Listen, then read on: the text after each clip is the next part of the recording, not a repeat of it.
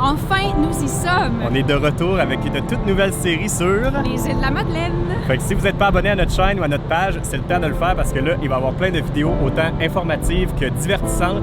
Fait que abonnez-vous, puis nous, on s'en va aux îles de la Madeleine!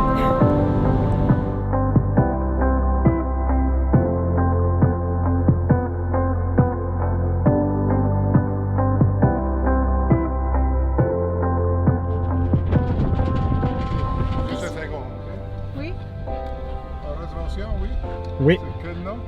Alexandre Grégoire. Je pense que c'est là qui mesure tout notre setup à nous. Parce que je pense qu'on dans le bateau de traverse, on va être tout proche avec tout le monde, de côté, de devant et de derrière. Fait que les mesures ont besoin d'être exactes.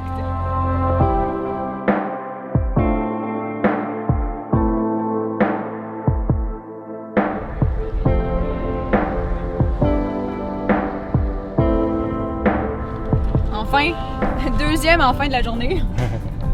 On manquera pas le bateau! Non! En faisant notre intro, ils ont fait passer les gens derrière nous dans notre rangée.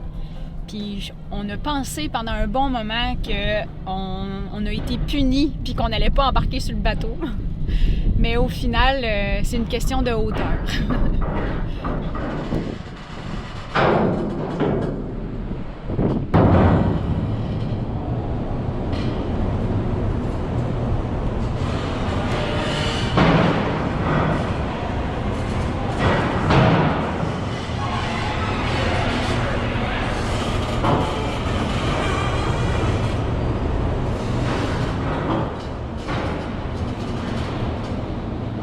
Donc sur le bateau, selon ce qu'on a lu, c'est que les chiens, on peut soit les laisser dans notre véhicule pendant la traversée qui dure quand même 5 heures, ou il y a des chenils, on peut les laisser dans le chenil puis alterner puis aller les promener sur le pont puis les ramener dans le chenil.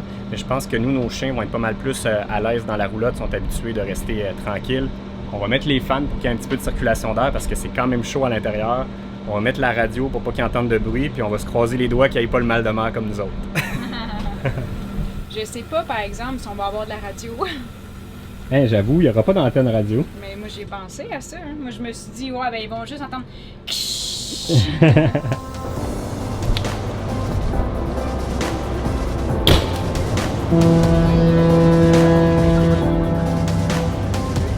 là que ça part.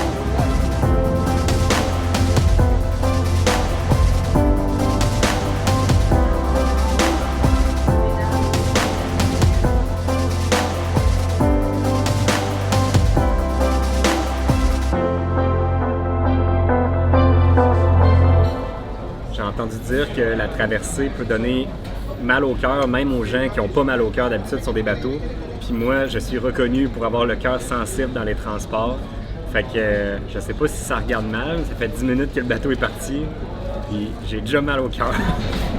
Mais là, il faut dire que j'avais vraiment faim. Il est rendu comme 2h et quelques, j'avais même pas mangé. Fait que je vais manger ce bon repas de cafétéria. Puis on va voir comment ça se passe avec. Mais pour toi, pas trop, Alex, parce que ça va autant. Si ça allait à sortir, ça sera pas drôle.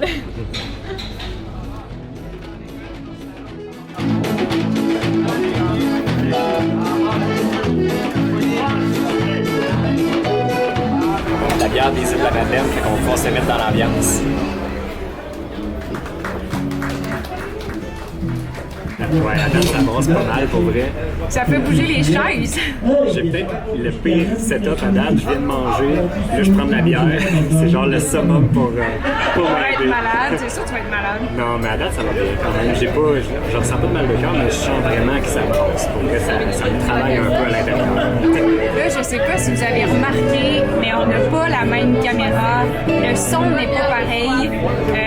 Mon cher Alexandre a oublié les batteries chargées dans le véhicule et on n'a pas accès au véhicule.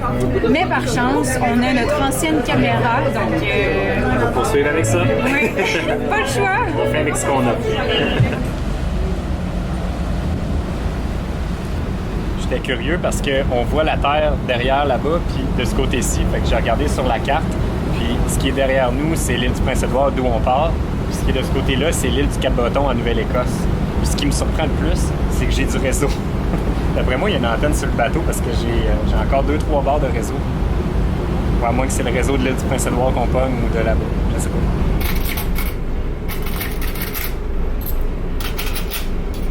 Pas NHL! Je vais te planter! Dans le bateau, il y a une salle de jeux vidéo. Ça coûte 5$ pour 1 heure par personne. Puis on a un choix de 4 jeux. Puis là, on va commencer avec NHL. Fait que nous, ça va occuper une de nos 5 heures de traversée. Ça va être le fun. Fait que ça, c'est pour faire des passes. Ok. Ça, changer de bonhomme, me semble. Fait que toi, t'es en bas. Hein? Trop tôt. Je sais même pas où je suis. J'avance. Là, tu m'as volé. Tu me l'as volé. Hey, tu peux frapper. Il se passe rien. La tête ailleurs. Le bonhomme, il disait ça. Oh! Et le but! Ouais. J'ai triché. J'ai réussi à scorer dans mon but. Ah. Hey, c'est On temps. change de jeu. Ben non, on va jouer sa game-là pour vrai. Check ça le but, comment il était beau. Boum! Non. Hey, c'était piton. Des heures de plus. J'ai regardé la reprise. Ça va ben trop bien ton affaire. Oui. Mais attends, c'est jamais. Oh non! C'est ma meilleure course à la vie, là. Tu sais, la boîte, c'est genre la meilleure surface pour faire une course. Hein? Plus jamais c'est Val qui va conduire notre char. S'il y a de la boîte. Bon, 8e position. Fini dernière, Ça, Val. ben oui, c'est mieux que rien. C'est la fin. Ça a passé une belle heure. Maintenant, ben, c'est l'heure de souper. Souper? Ben, les restos sont ouverts pour souper. Déjà. J'ai pas faim. Moi non Ça plus. va être l'heure du café.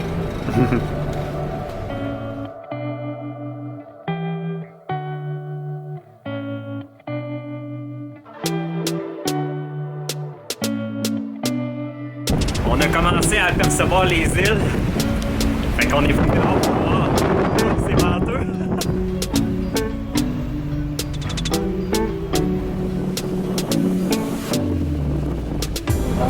Ce qu'il y a derrière moi, c'est l'île d'entrée qu'on commence à apercevoir. Ça nous donne vraiment un aperçu de quoi ça va avoir l'air aux îles de la Madeleine. Pour vrai, juste cette vue-là, c'est vraiment ce que ça représentait à mes yeux. Puis on est vraiment hyper excités d'arriver. Fait que là, il nous reste à peu près une demi-heure, 45 minutes avant d'arriver. J'ai hâte de découvrir ça.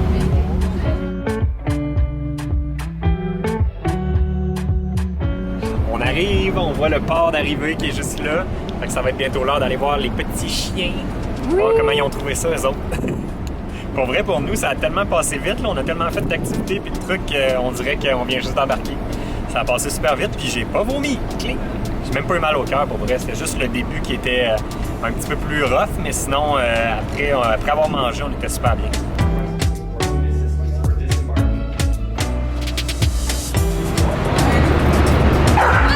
Mais c'est bon!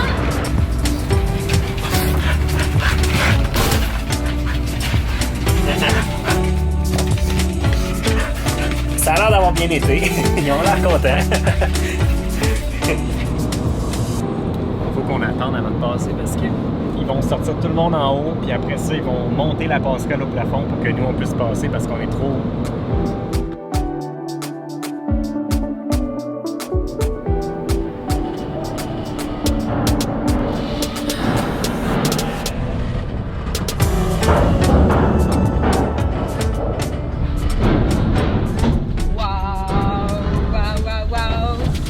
Quand ils disent qu'on a des papillons dans le ventre, ben c'est là que ça se passe. Oui, Chouchou, regarde.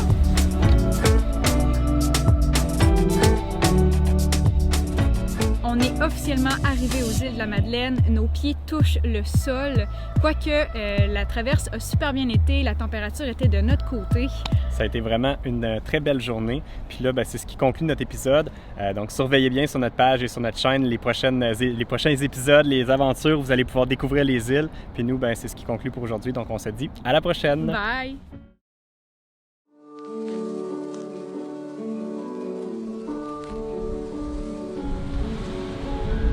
Bon matin tout le monde, j'espère que vous allez bien. Première matinée aux îles de la Madeleine, on est super bien, il fait soleil, il y a un beau petit vent des îles de la Madeleine Puis là, parlant de vent, la première chose qu'on va faire aujourd'hui, c'est visiter la fromagerie du Pied du Vent.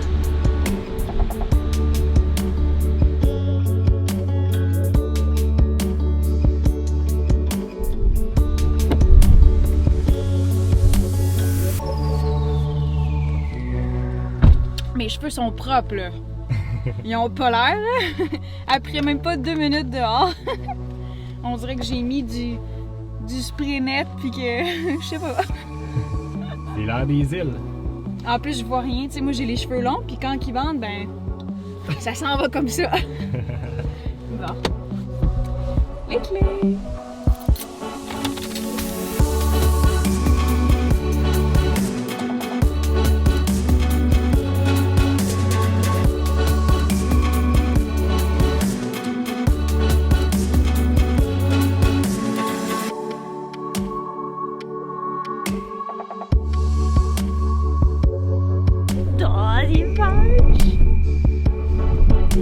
Belle vache.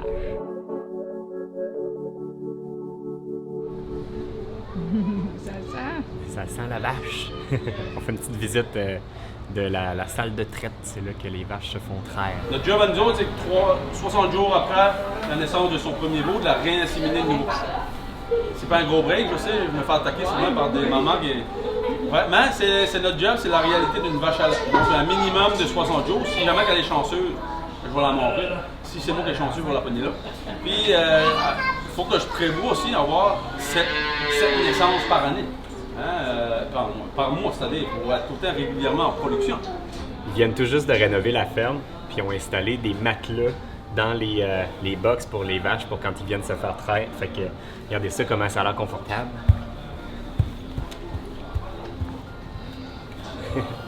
Ça a l'air que c'est comme un divan pour eux autres avec leur poids quand ils s'installent là-dessus, ils sont bien confortables.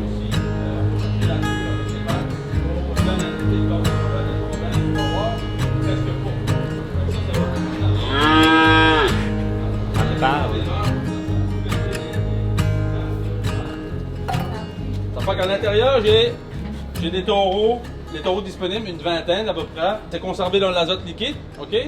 Comme exemple, là-bas, là, j'ai été voir un matin, je l'ai inséminé ce matin, je suis allé voir qui c'était la fille. Hein? C'est important, il a toute une lignée bien à eux, hein? Une lignée paternelle-maternelle. Fait que je vais aller voir si le taureau que je choisis n'est pas sa parenté, puis qu'est-ce qu'il va améliorer. Quand c'est le temps de l'inséminer, je vais réchauffer l'eau, je vais prendre une petite dose de sperme de taureau à l'intérieur, puis je vais la faire dégeler. Vous voyez, une petite tige ici, là, c'est juste ça. Dedans, c'est gros, mais dedans. Je suis dans le bord timing, je dépose ça juste à l'entrée. À l'entrée de l'utérus, où je sais qu'il y a les 2 cornes utérines, je dépose ça là. La nature fait le reste à table. Si je suis dans le bon timing, ça va marcher, il faut plus de chaleur.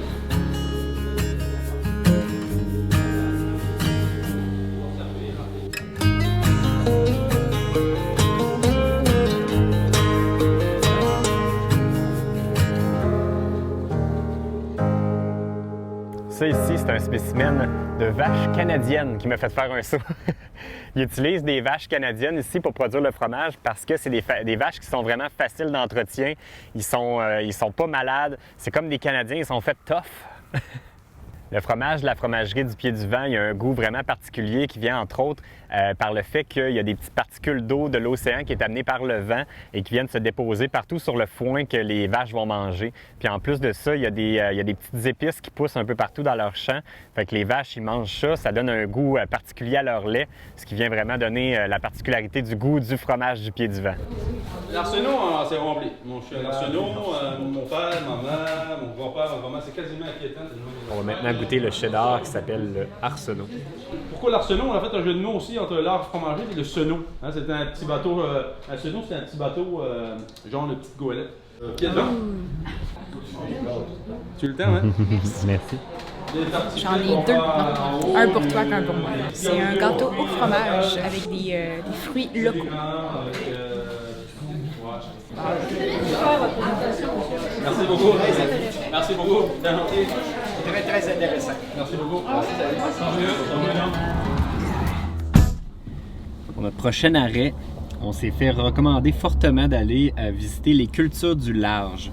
Ça, c'est une place où ils font la culture des moules. Puis Valérie et moi, on n'a jamais mangé de moule. D'un, la texture nous attire pas plus qu'il faut, mais ça a l'air que c'est bon. Fait que faut bien aller goûter, c'est le spot pour le faire. Fait que let's go!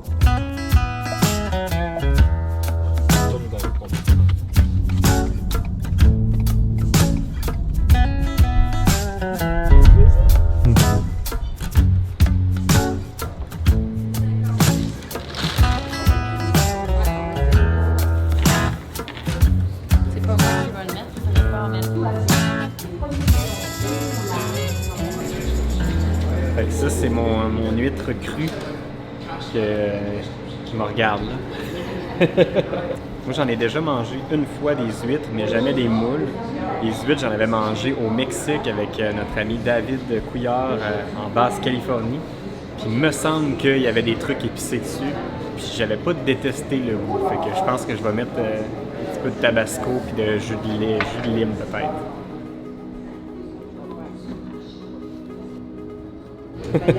J'ai aucune idée si j'en ai mis assez, mais en tout cas, on va voir au goût. J'en ai mis pas mal, je pense. Ça goûte juste le tabasco. Mais c'est pas mauvais, pour vrai. J'aime ça les affaires épicées, fait que... Mais la texture est pas... c'est pas dégueulasse pantoute, pas vrai? Mais c'est quoi, est-ce que t'avales tout rond? Moi, j'ai croqué. Je sais pas s'il fallait que je croque ou juste que j'avale tout rond, mais en tout cas, c'est comme ça que je l'ai fait. On lui demande-tu? Est-ce qu'on doit croquer ou les avaler comme tout rond? Croquer. Ouais. Il va peut-être sortir de J'ai hâte de goûter dans le sens que j'aimerais ça, aimer ça, tu sais, parce que j'y ai jamais goûté. C'est une première. Un petit peu. Ah! C'est vrai, là, j'ai jamais goûté, j'ai la chienne de ça.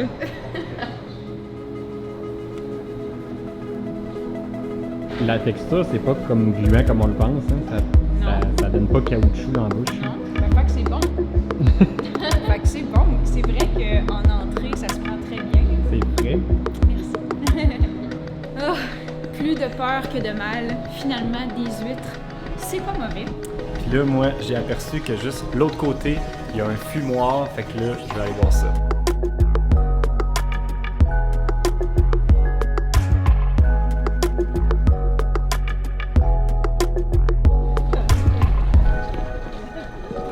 C'est quoi qu'ils font avec cette poisson-là, un coup qui est fumé? C'est quoi le marché?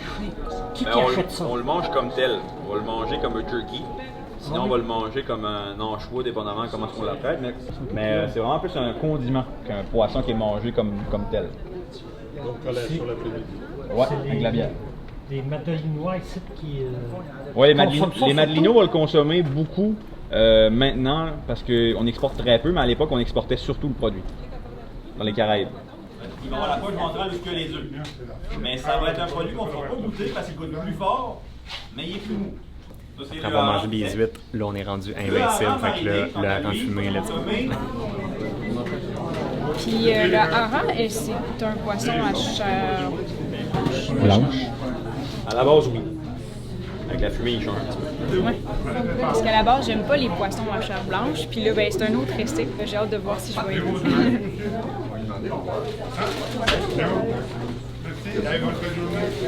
Ah, mais c'est bon. Ouais, c'est bon, hein? C'est vrai que c'est bon. Nous, on le fait une partie saisonnière, mais c'est à la... Ouais, c'est même dur à piquer. C'est dur comme la roche. C'est lequel, celui-là? C'est le hareng dur. Ça, c'est le fumé. Ah, ouais.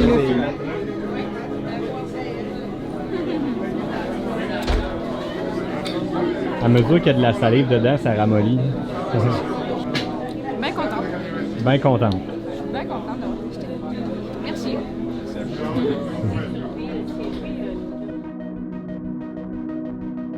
C'est vraiment une journée de dégustation. Là, on termine avec le barbocheux. On va aller goûter à la bagosse.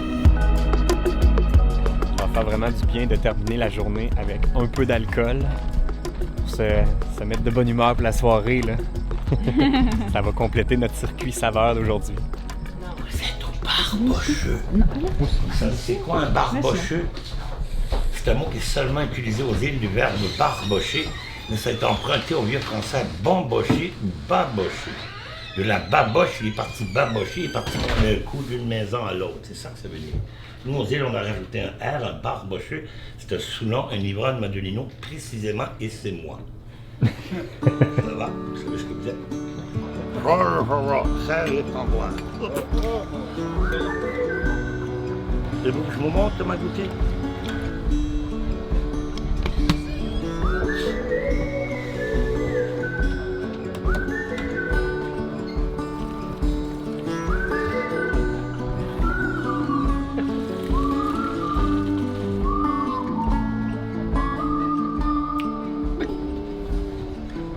Ce qui va vous rester en bouche, c'est quelque chose qui goûte la canneberge.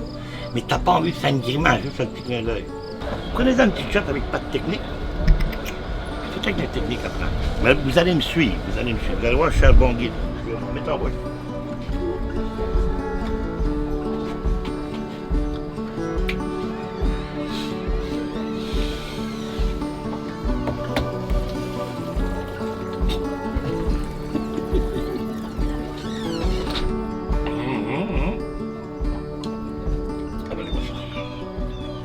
J'ai failli me noyer. C'est ça. Contrôle la respiration. Tu vois, j'ai manqué de m'étouffer moi aussi, je suis habitué de faire ça. Je t'ai entendu. Je m'ai repris présent. Quand tu manques ta shot, tu prends le contrôle avec ta respiration. Vous avez compté à mon temps. Super bon. Sérieux, les deux fois, parce que La technique, ça fait toute la différence, honnêtement. Là. Ça a l'air fou, mais c'est loin d'être fou. Ça sent les arômes.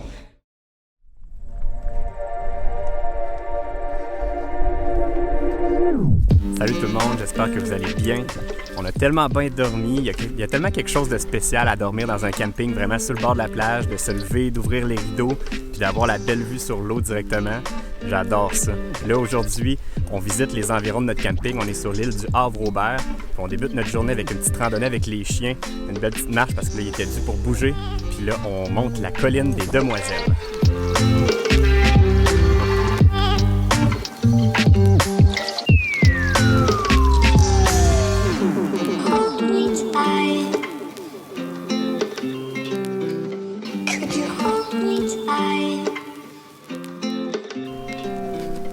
Le point de vue d'en haut est magnifique. On a vraiment une vue sur toute la région du Havre-Aubert. On voit même les prochaines choses qu'on va aller voir plus tard cet après-midi. On voit derrière nous le site historique de la Grave.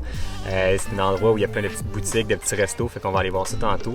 Puis de l'autre côté, on voit des magnifiques collines qui nous rappellent un peu un décor un peu de style irlandais avec un peu plus de teinte de rouge. C'est vraiment un décor particulier qu'on retrouve juste aux îles de la Madeleine, puis c'est vraiment magnifique.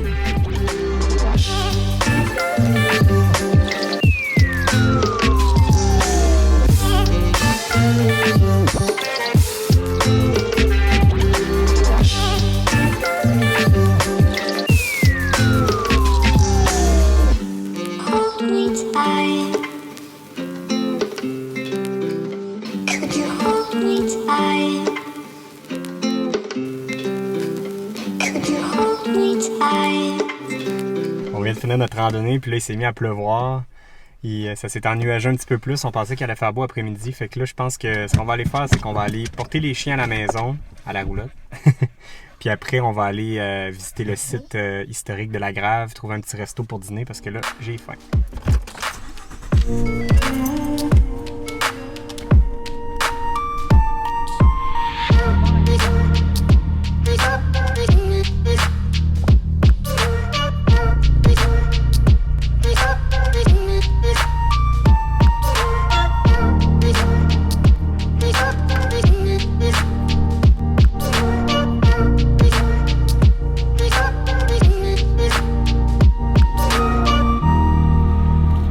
Je vais mettre mon manteau. Ouais, c'est pas chaud avec le petit vent. Mais là, on va aller dîner parce que là, il est rendu 3 heures. Même 3h05, puis on n'a pas encore mangé. Puis là, on va aller au Café de la Grave.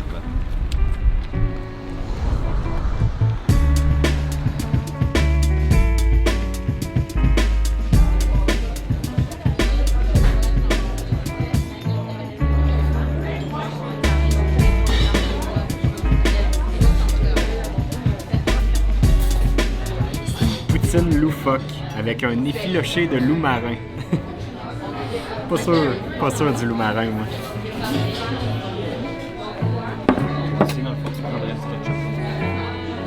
Bon appétit! Ouais, ben c'était très bon. Pendant qu'on mangeait, on s'est donné un défi, puisqu'il y a plein de petites boutiques ici. On s'est donné comme défi de trouver un objet d'art qui va remplacer notre horloge dans notre roulotte qui ne fonctionne plus. On n'a pas l'habitude de s'acheter des souvenirs de voyage parce qu'on n'a jamais de place pour les mettre. Mais là, c'est peut-être un cas exceptionnel où on a un trou à remplir.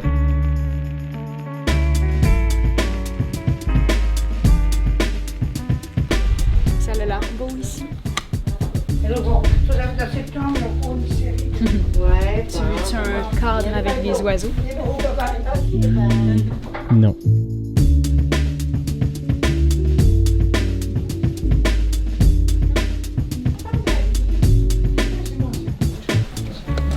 Ça sera pas ici.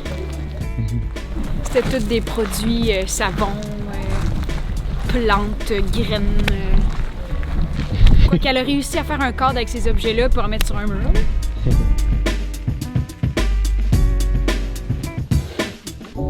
Je viens de compléter le petit casse-tête en bois de grève, récupéré ici même aux îles de la Madeleine. Ben moi, je suis tombée en amour avec ton casse-tête. C'est la nature, c'est hyper artistique, c'est intelligent. L'artiste est vraiment intelligent. J'aime ça. Puis non, on ne mettra pas où notre horloge. Sinon, toutes les pièces vont tomber à tous les coups. À date, nos recherches sont pas très fructueuses. Moi, j'ai comme en tête un objet similaire à notre horloge, soit une autre horloge, soit un miroir, soit un dessin ou une peinture d'une forme ronde idéalement, parce qu'on dirait que ce trou-là doit être rempli par quelque chose de rond. Trouves-tu? Ouais. Fait que, mais là, à date, on n'a rien trouvé. Ah, moi je vais aller là.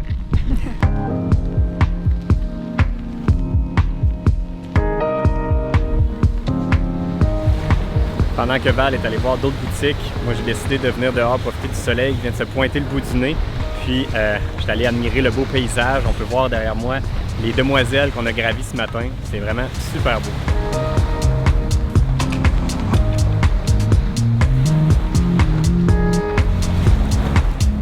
Puis, trouvé? Quoi? Je n'ai pas trouvé ce que j'avais moi en tête. Mais il reste un petit magasin que je vais aller voir avant d'arriver où la grave. Mais là, avant, je vais profiter du beau soleil et de la recherche de beaux cailloux.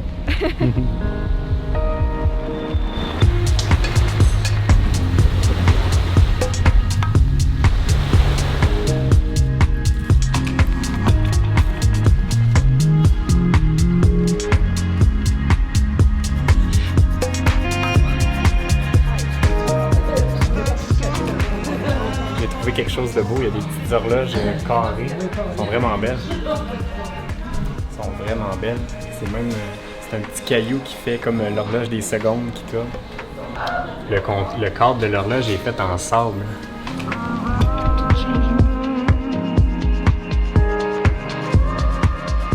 L'employé d'ici vient nous offrir des roches à manger.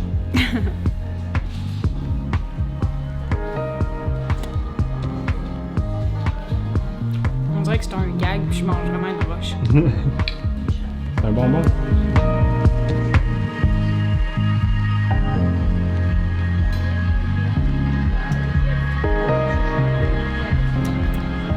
C'est la fin de notre magasinage. On n'a finalement rien acheté. Moi, je trouvais la petite horloge qui était cute, mais c'était quand même cher pour ce que c'était. Mais je la trouve épaisse, fait que... Je sais pas, là, avec les vibrations, le sable, comment il aurait tenu. Fait que bref, ça sera pas ça. Non, mais c'est pas terminé ici, hein. On a encore plein de choses à voir et probablement d'autres boutiques à visiter, fait que... Exact, on continuera à garder l'œil ouvert. Puis c'est ça qui achève notre épisode aujourd'hui, fait que nous, on se dit à la prochaine! Bye!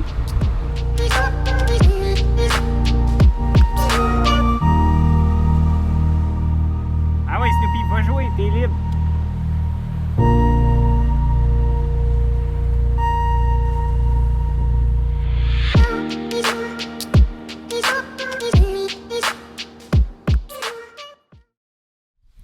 Allô tout le monde!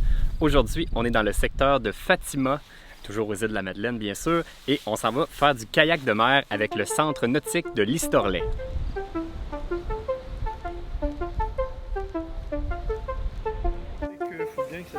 you.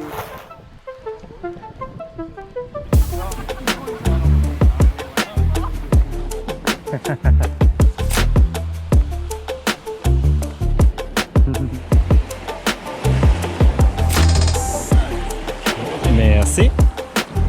Ça y va. C'est déjà très beau, on est même à peine parti. Je travaille fort. OK.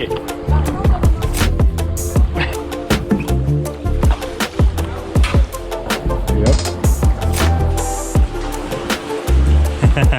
Wouhou!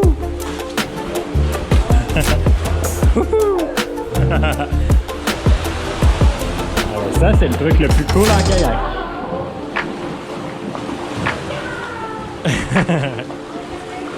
Ça, c'était cool, hein? Moi, d'habitude, je ne pas tant kayak plus qu'il faut, mais là, ça, c'était vraiment hot.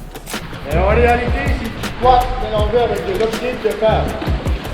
L'oxyde de fer, en fait, c'est ce qui donne la couleur de la feuille.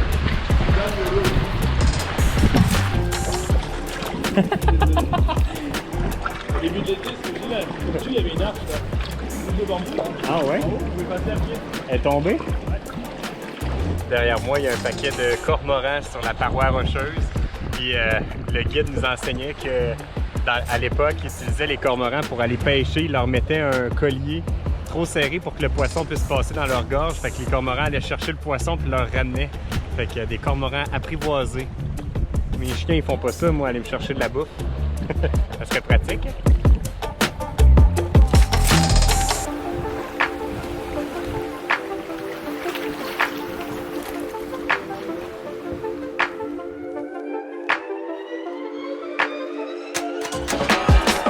Je prends mon temps. Je vais y aller bien mollo, fait que au pire on va juste swinger sur une roche puis se revirer.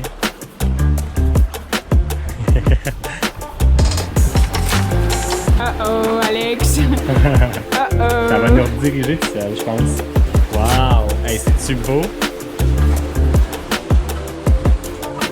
Yup!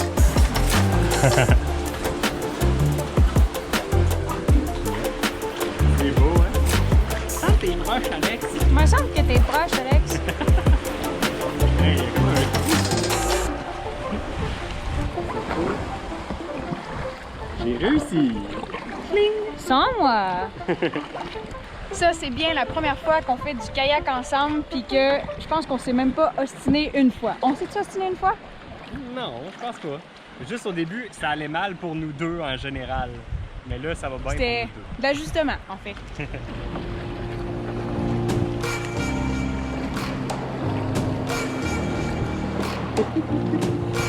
C'est tellement spécial, là, le relief de roche rouge. C'est vraiment beau.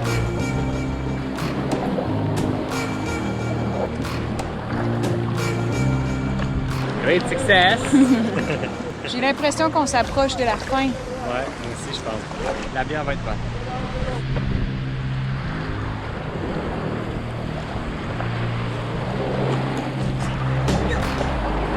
We did it! Je disais, la bière va être bonne tantôt, mais c'était pas juste une expression, mais littéralement, elle va être bonne parce qu'on s'en va à l'abri de la tempête. C'est ça notre prochaine activité. On s'en va prendre la bière. C'est la microbrasserie sur les îles de la Madeleine. Mais avant, il faut aller chercher notre roulotte puis l'amener à l'abri de la tempête parce que ce soir, on va camper à la Salicorne qui est à l'autre bout de l'île complètement. Fait que, on a du pain sur la planche avant d'aller chercher notre bière. Bye bye, salut!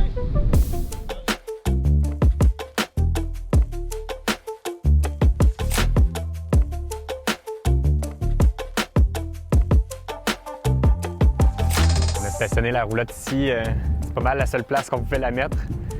Le soleil est sorti, il fait beau. Puis là, c'est l'heure de la bière.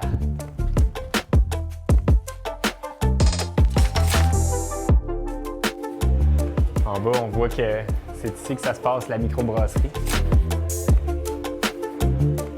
Ça devrait être bon.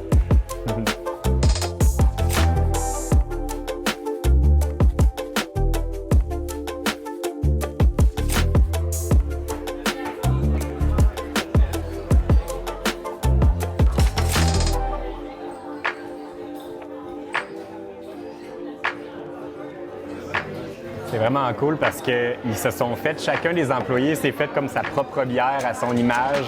Puis il y a comme une petite histoire dans le menu. Puis ces bières-là, ils s'appellent les palabres. C'est une palabre sur les îles, ça veut dire une genre de rumeur. Fait que bref, chacun a sa palabre. Puis là, on peut lire la petite histoire puis choisir la bière de notre employé qu'on préfère.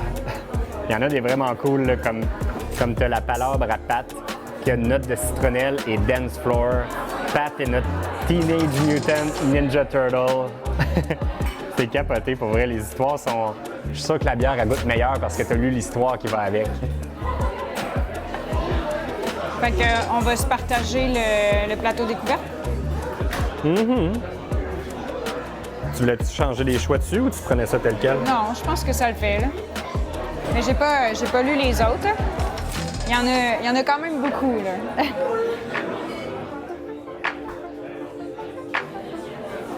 Vendons de la petite carte. Je vais arrêter à la 5 heures. Bien là, c'est le temps de goûter, là. Fait que là, ils sont numérotés de 1 à 5. Il faut commencer par la plus légère puis s'en aller vers là. Celle-là, je triche, j'y ai déjà goûté sur le bateau de la traverse. Mais elle est très bonne. Elle est super légère, c'est une genre de bière d'été, bord de l'eau, relax. Elle est bonne. Et moi, je suis curieux d'essayer la palabre. C'est très léger, là, la bière. Super léger. Dans l'assiette, tu vois le pas de poids de veau, la rillette de veau, les palourdes, saumon fumé à l'érable, pédale fumée. Pour nous autres, voyager, c'est comme... il y a plusieurs éléments qui constituent un voyage parfait ou une destination parfaite. Tu as les paysages, bien sûr, tu as les activités qu'on va faire à la destination et les saveurs sur place qu'on va pouvoir goûter. C'est pour ça qu'on aime beaucoup venir dans les microbrasseries comme ici. On aime ça aller dans des farmers market, dans des vignobles pour vraiment goûter les saveurs. Puis clairement, aux îles de la Madeleine, il y a du choix et il y a de la qualité à ce niveau-là. Les bières sont excellentes, les fromages sont excellents. Il y a vraiment des produits qualité qui sont faits ici. Ça complète notre plateau dégustation. Merci. C'est une belle fin de journée. Toi aussi. Je ne pouvais pas m'en empêcher. J'ai tellement aimé la bière qu'on s'en est acheté. Ouais, ben il faisait chaud en dedans, mais dehors, le petit vent est froid. Fait que après mes 6 bières énormes... C'était des petits verres. C'est sur ça que tu termines la journée. On retourne à voir nos chiens et ensuite faire une petite heure de route pour se rendre à notre prochaine destination. Alors, à la prochaine! Bye! Bon matin tout le monde, j'espère que vous allez bien. Nous, on a passé une superbe nuit à la Salicorne. C'est une petite auberge qui a un camping juste à côté. C'est sur l'île de Grande Entrée. Et là, aujourd'hui, on s'en va visiter l'île Boudreau.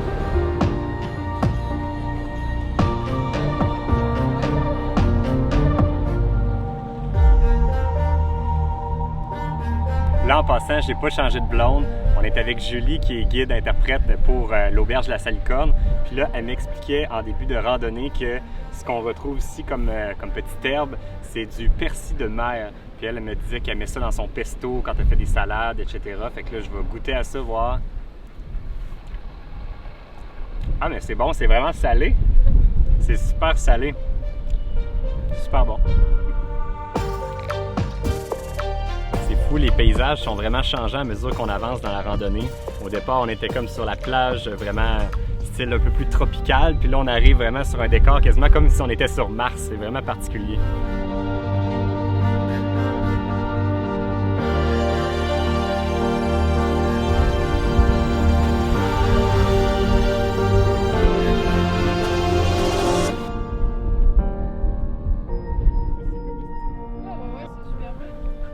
Ils sont meilleurs au printemps. Moi, je me fais des tartines de Philadelphia, ça je coupe finement puis je me mets ça là-dessus. Ah ouais? Ouais, je trouve ça super bon. C'est ça le nom de l'auberge où on réside présentement.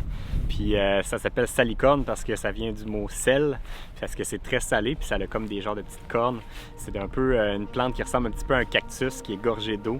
Puis c'est super délicieux.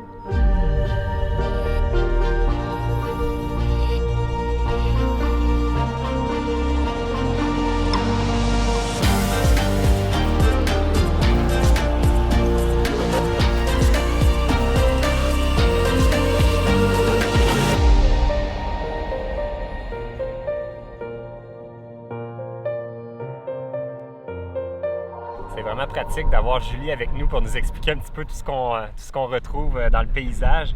Puis là, ici, cette plante-là, c'est du genévrier. Et c'est avec ça qu'ils font le gin. Il y a comme des petites billes. Puis c'est ça qui fait le gin, qui est le drink préféré de Val, un gin 7-Up. On vient juste d'arriver au bout du sentier des Iris sur l'île Boudreau. La fin du sentier, c'est la petite clôture qui est derrière moi. C'était vraiment un sentier qui était magnifique, mais là, c'est l'heure de rebrousser chemin parce que cet après-midi, on a une activité un petit peu extrême.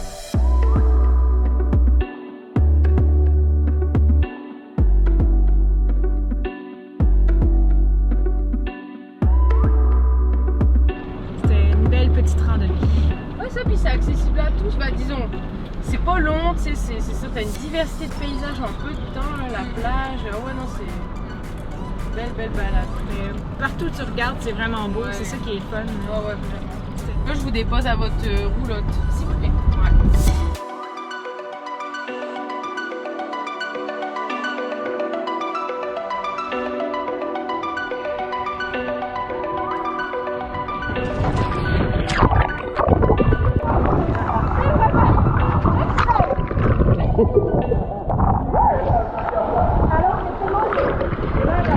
Ben là, c'est parce qu'une fois rentré, on est correct. Hop! Donc l'activité qu'on fait aujourd'hui, ça s'appelle la flottaison dans les grottes avec l'auberge de Salicorne. On est tout habillés avec des gros wetsuits puis des vestes de sauvetage. Et on s'en va se promener dans les grottes avec ça. C'est capoté! Capoté, oui! Oh, une grosse vague, Val!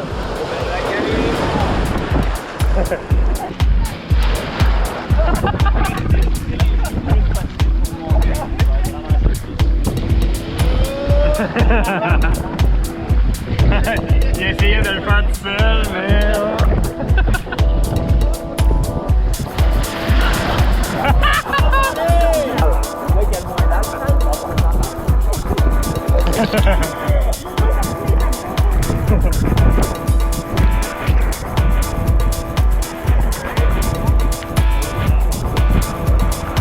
Oh boy!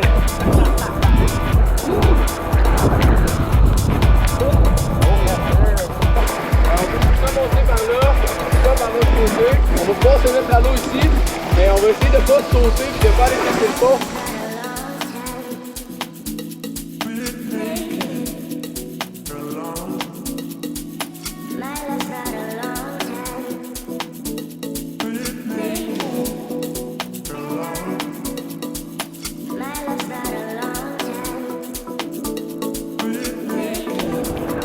Oh, c'est spectaculaire!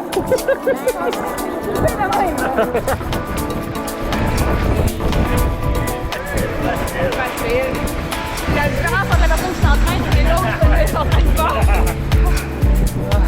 C'est malade!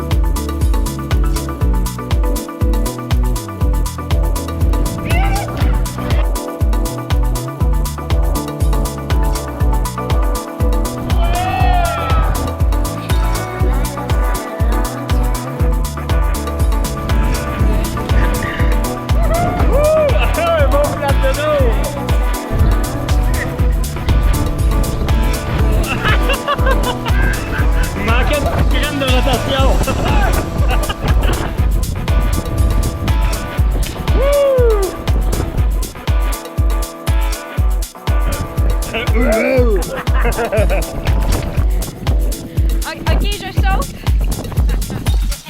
Ça me tente pas. Je vais me coucher le nez, ok?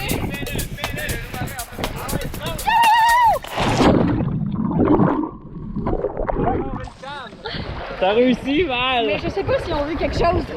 Moi, j'ai vu quoi? J'étais stressée. Puis Val, comment ça se passe? Ça se passe super bien. Je pense qu'on prend une pause à la plage. On vient de faire un saut, c'était nice, mais on dirait que quand on le fait une fois, on a la chienne, mais on se dit, ah, c'est pas si tant pire. Le faire une deuxième fois, je pense que j'aurais essayé un front flip ou. Oh, ouais. Ou non. Ou peut-être plus non. Malade.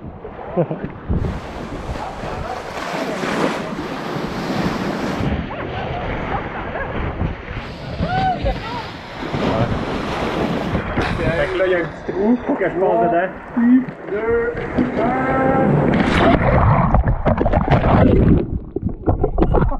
Mais c'est flusher ma head. Oh boy. Hey Val, faut que tu y ailles. Non? C'est vraiment drôle parce qu'il y a comme un petit trou dans la roche, puis quand la vague elle arrive, c'est comme si on se faisait flusher dans une toilette, puis on passe à travers du trou. Parle pas de toilette! Ah non, pas une fille qui va pisser dans son wetsuit. Non. Mais, non. Fait que quand on sort de la craque, on arrive ici en arrière.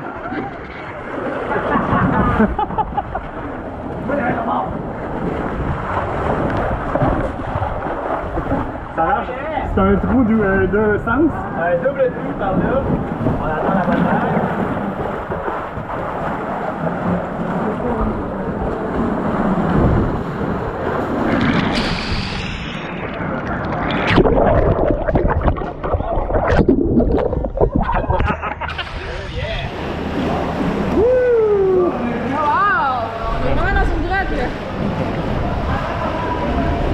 C'est cool parce que c'est vraiment une activité qui rallie l'aventure, les beaux paysages, puis le côté un petit peu téméraire que j'aime bien. On dirait qu'on fait l'Amazon. C'est vrai, hein? C'est beau, hein? C'est malade.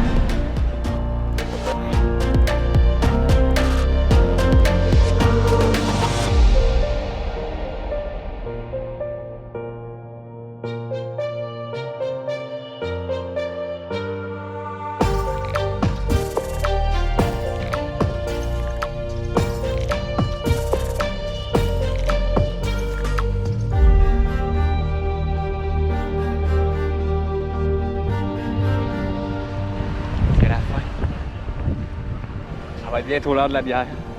Oui! À tous les jours, je dis ça. On fait une activité, on prend une bière.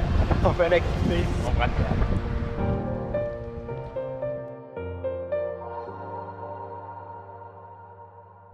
C'est tellement le fun quand on voyage d'avoir notre maison à proximité avec toutes nos choses. Là, après la grosse activité, on a pu aller prendre une bonne douche d'eau chaude.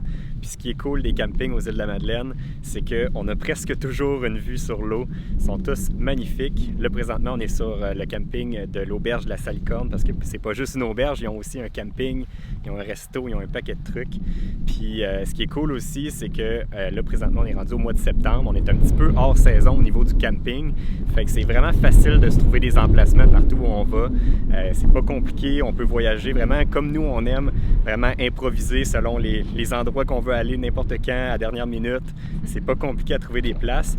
Puis aux îles de la Madeleine, les campings sont vraiment moins chers que ce qu'on a l'habitude de payer un peu partout, fait que profitons-en. Mais là, la faim nous appelle, ça va être l'heure d'aller tester le petit resto de l'auberge.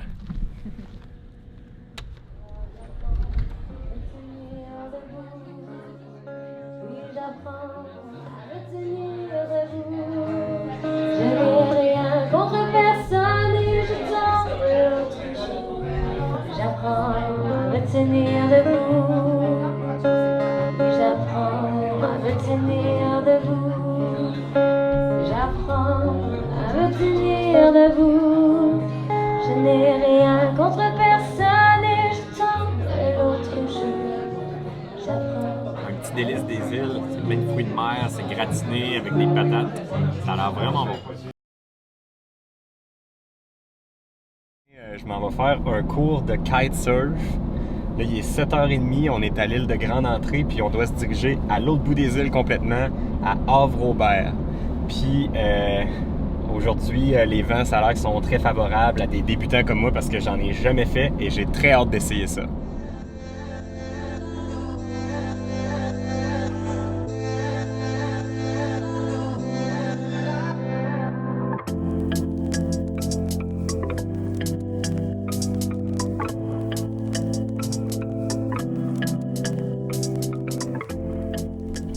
Je sais pas si c'est normal ou c'est juste parce qu'il y a de bonheur, mais d'habitude, à chaque fois qu'on passe ici, il y a un paquet de kitesurfers, on voit plein de kites dans le ciel. Mais là, ce matin, on n'en voit pas un. Moi, j'ai deux explications. Ou bien c'est parce qu'il y annonce un ouragan ce soir, ou bien c'est parce qu'on est juste trop de bonheur puis on est avant eux autres. Peut-être, on sait pas.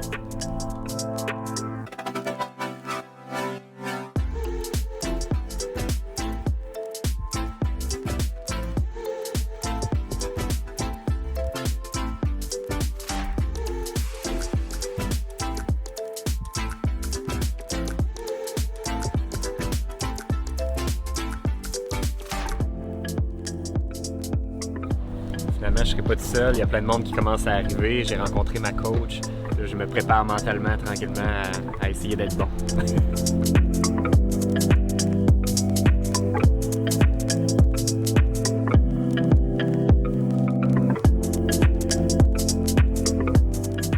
Alex, t'as l'air d'un gars qui va au deck hockey. Ça a l'air j'ai l'air d'un gars qui va jouer au deck hockey, mais c'est pas vraiment ça que je vais faire. Avec un cache jaune, ça serait weird. Pas tant. Je vais te mettre ça.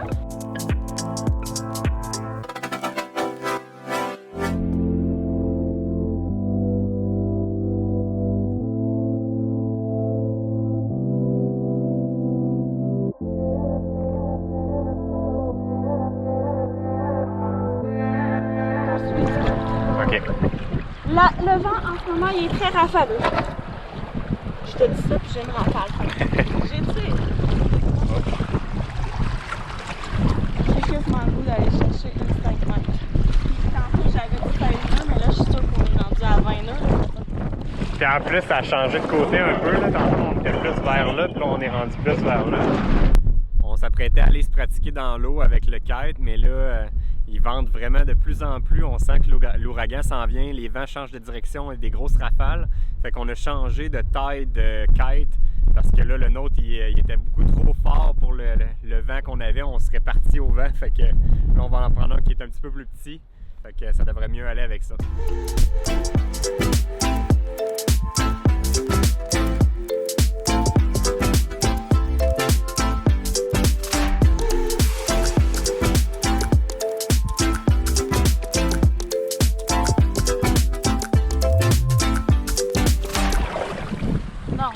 Passer le cerf-volant. La sécurité d'abord.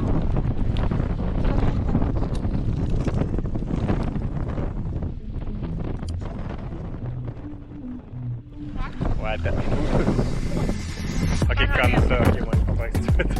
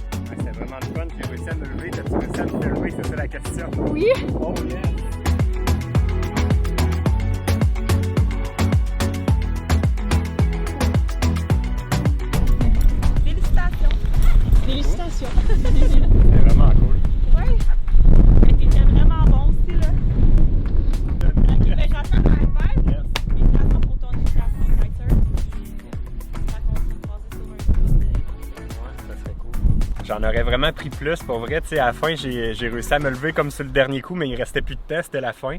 En théorie, normalement, au premier cours, c'est juste l'initiation. On apprend à gérer la voile, mais on n'est pas supposé nécessairement de faire de la planche. Mais là, j'ai réussi à en faire une fois. Fait que là, ça m'a comme laissé un avant-goût qui me donne le goût d'en refaire une autre fois. Fait que peut-être dans le futur, on fera du kite à nouveau. Ce qui est cool comparé au surf, c'est que c'est pas fatigant. T'sais, on vient pas brûler, fait que quand on réussit à se lever, on a de l'énergie. Parce que le défaut du surf, c'est ça, c'est que tu paddles, tu pognes une vague, tu t'en manques. Quand tu finis par en pogner une, ben t'es déjà brûlé. Fait que quand t'es pas bon comme moi. Mais en kite, c'est que tu fais juste te servir de l'énergie du vent, puis ça va super bien. D'habitude, j'ai plus d'énergie pour enlever mon wet, mais là, ça se fait tout seul. Les amateurs de kitesurf s'en donnent vraiment à cœur joie parce que là, avec la préparation de la tempête qui commence à s'amener, les vents ont vraiment monté, c'est de plus en plus venteux, fait que les autres ils en profitent.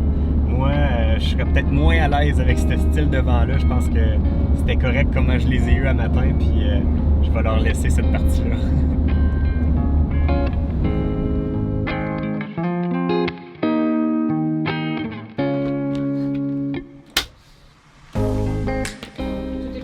T'es prêt?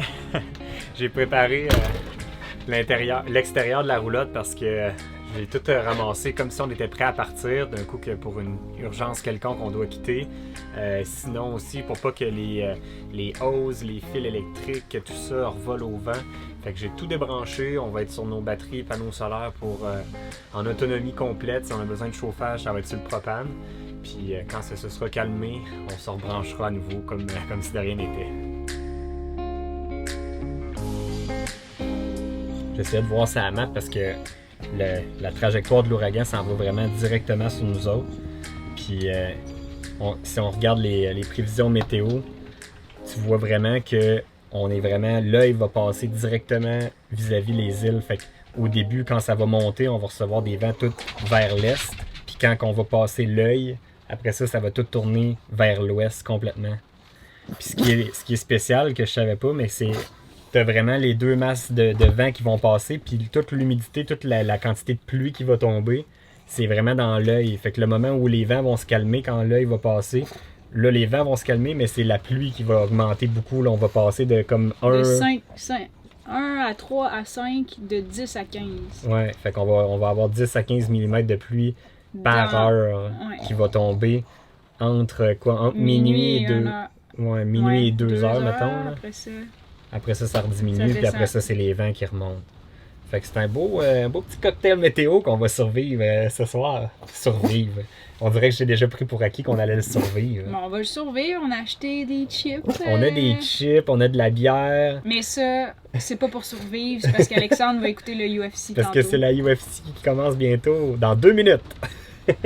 Déjà? Ouais, c'est parce que ça se passe à Abu Dhabi, fait que le décalage horaire. Le fond, il était comment, hein? C'était en sable. En plus, c'était même pas creux. Non. On touche à la terre partout. Fait que pour vrai, pour essayer, c'est vraiment la meilleure place. Là. Dans le fond, le level 1, c'est tu gardes le contrôle de ton kite bien droite dans le ciel, à midi qu'ils appellent. Là. Après ça, le level 2, c'est de le descendre à gauche puis à droite, d'aller dans les zones où il y a de la puissance.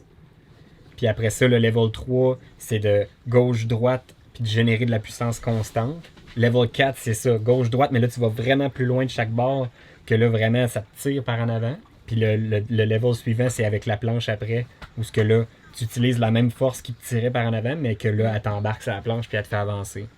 Mais je suis vraiment embêté à savoir si t'aurais aimé ça. T'aurais aimé ça contrôler la voile, puis peut-être te faire aller un petit peu à genoux, mais je sais pas. Mais c'est graduellement. Pour vrai, moi, tout sport qui concerne l'eau me fout la chienne. Mais si j'ai quelqu'un qui me dit comment faire, puis utiliser la bonne technique, puis qui est patient, puis qui pratique avec moi, puis qu'on y va graduellement, c'est là que je vais me sentir à l'aise, puis je vais m'en foutre au final que si ma tête s'approche de l'eau, puis qu'il va en dessous de l'eau, dans le fond, c'est juste faut y aller tranquillement. Mais au moins, la bonne nouvelle, c'est que vu qu'il n'y avait pas creux d'eau, tu sais. Moi, j'aurais pas paniqué. Tu n'aurais pas paniqué parce que si verre, tu tombes, tu peux même pas te noyer. Il n'y a pas assez d'eau pour se noyer. Là, fait que tu peux juste navaler un peu comme moi j'ai fait une couple de fois. Là. Mais j'aurais aimé ça dans le sens que c'est technique, Puis oui, tu joues avec les éléments de la nature, mais en même temps, tu as le contrôle. C'est ça que... Moi, c'est la partie que j'aurais aimé, dans le fond. Oui, ben c'est ça. Quand tu as les bonnes informations, c'est...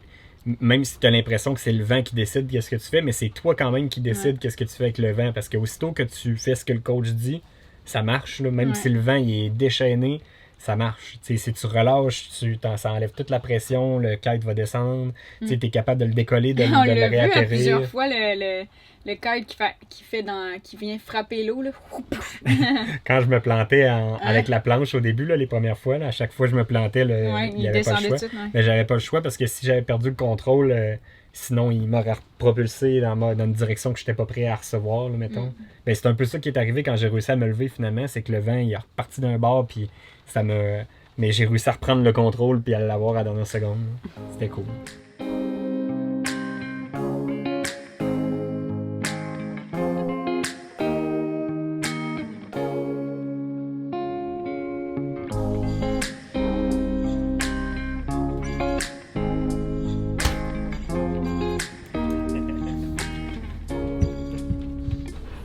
Il perd ma calotte, t'as-tu vu? Mais finalement, c'est pas si pire. Là, il est rendu quoi? Il est rendu 7h moins quart. On approche tranquillement de la pire heure. Ils vendent... La bonne nouvelle, c'est qu'ils vendent dans les bonnes directions. On avait mal à regarder ça tantôt. Ils vendent présentement vers là. Fait que vraiment comme si on roulait avec la roulotte. Fait que l'aérodynamisme de la roulotte devrait faire son travail comme habituellement. Puis quand ça va tourner de bord, ça va être à l'inverse. Puis on est quand même une bonne forme aérodynamique du même côté de l'autre bord aussi. Fait que d'après moi, on va être safe. Je suis pas trop inquiet. Puis on est quand même assez loin de l'eau. On l'a bien en vue pour surveiller le tout, mais on est assez haut puis assez éloigné de l'eau. Fait que je suis aucunement inquiet au niveau du niveau de l'eau. Il y a une petite forêt qui nous protège un petit peu des vents de ce côté-là. Fait que puis derrière nous, il y a une butte. Fait que pour vrai, je suis pas super inquiet. Je suis plus inquiet pour ce qui nous entoure, des objets qui pourraient partir à voler puis nous atteindre, mais pour ce qui est de nous en tant que tel, je suis pas inquiet pantoute.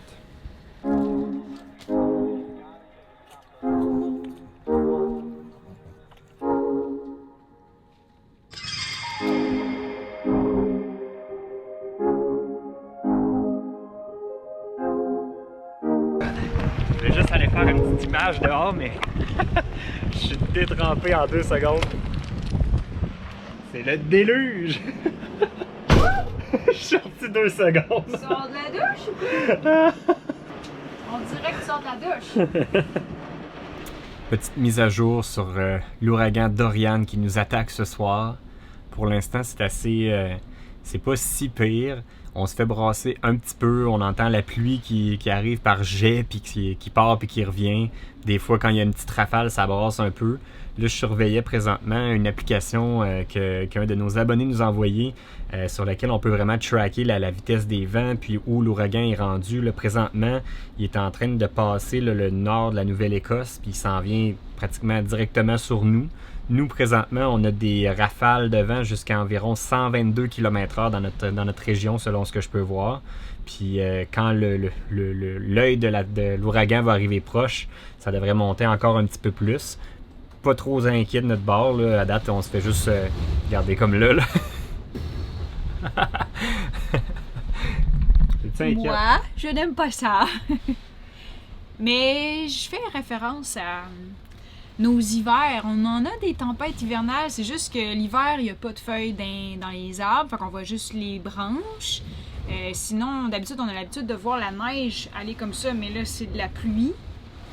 Puis, on n'est pas dans une roulotte non plus. Ça devrait pas être si pire que ça. Ouais, dans une roulotte. C'est ça qu'ils disent pas. Dans le fond, les Madelinos sont bien safe, eux autres, parce qu'ils ont leur maison, mais ils n'ont jamais mentionné de roulotte. En tout cas, ça va être une première, tout le monde. On vit ça, là. Il y a eu une autre rafale. Entendez-vous le vent et les rafales? Là, il est rendu 23 heures. C'est rendu tout noir autour parce que je pense qu'ils ont perdu l'électricité sur l'île de Grande-Entrée. Heureusement, il reste encore. On est à côté de l'antenne d'Internet et de téléphone, puis elle clignote encore. Fait que ça a l'air qu'elle est correcte. Puis fait que notre Internet fonctionne encore bien. Les rafales se sont intensifiées. C'est un petit peu plus inquiétant, mettons. Quand il y a des rafales, là, on sent vraiment la roulotte brasser. On entend que nos trappes, là, on dirait qu'ils veulent s'entrouvrir, ou les portes, il y a de l'air qui passe tellement que le vent est fort. Fait que c'est un petit peu plus inquiétant, mais pour l'instant pas assez inquiétant pour dire qu'on évacue la roulotte puis qu'on s'en va à l'auberge à côté. Honnêtement, nous autres de notre côté, on a de l'électricité, on a du chauffage, tout est beau ici. Fait que je pense que la meilleure solution pour l'instant, ça va être de rester ici encore. Toujours aussi inquiète? Ben là, il a arrêté de pleuvoir. Mais il y a comme moins de rafales. Là. Tantôt, il y en a eu vraiment plein. Il est juste minuit 33. C'est long avant qu'il soit 3 heures du matin. On n'est plus capable. On est brûlé pour vrai. La journée a commencé de bonne heure. Ça a été une journée physique. Puis tu sais, au-delà de l'ouragan qui a pris de l'ampleur dans notre journée, reste que ça a été quand même une journée super agréable avec le kite ce matin. Puis ça a été super le fun. Mais puis même suivre l'ouragan puis tout ça, c'était quand même excitant. Fait qu'on est bien content que pour l'instant tout va bien, puis je pense qu'on est confortable à ce point-ci de se dire qu'on va faire une petite sieste ou un petit dodo, puis on verra comment ça va se passer. Fait que nous, on va terminer ça là-dessus, puis on se dit à la prochaine. Salut tout le monde!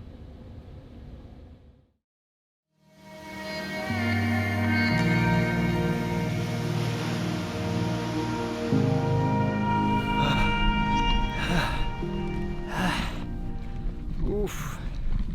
Pas facile ce sentier-là, Val. Il était vraiment long. Vraiment long. On cherchait le sentier pour monter la butte du vent. Puis je pense qu'on l'a trouvé, mais on l'a fait en auto. Notre camion, il est juste là.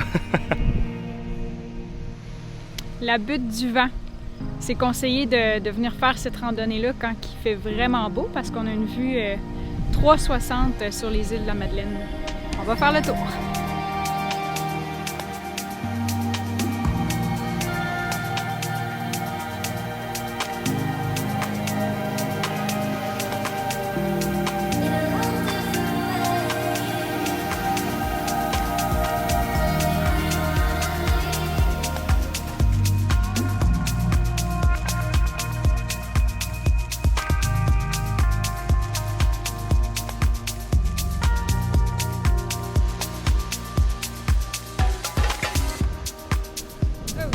Voir un phare là, je sais pas si on va y aller après. Il est pas si loin. C'est ça qui est cool d'ici, tout se fait genre en 10 minutes, même pas là. Sauf aller sur Grande Entrée, c'est une petite heure.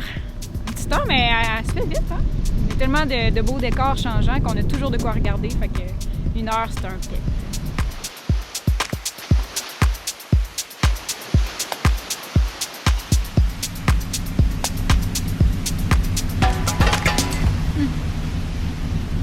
Minuscule le phare. Ben quoi que on n'a pas le bas, on a juste le haut. Attention.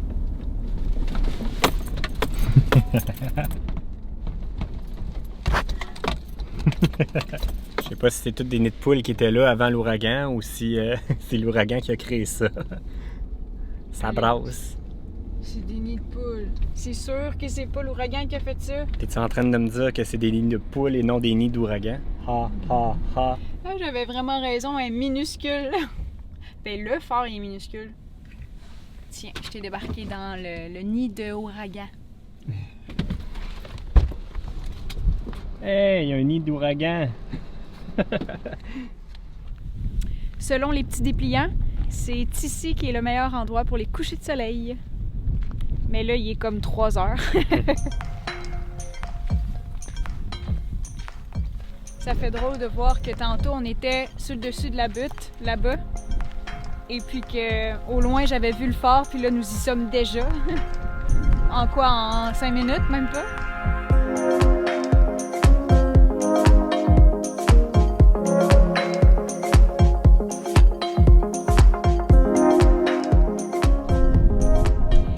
Ça, c'est le phare, le Borgo. Il est tout petit.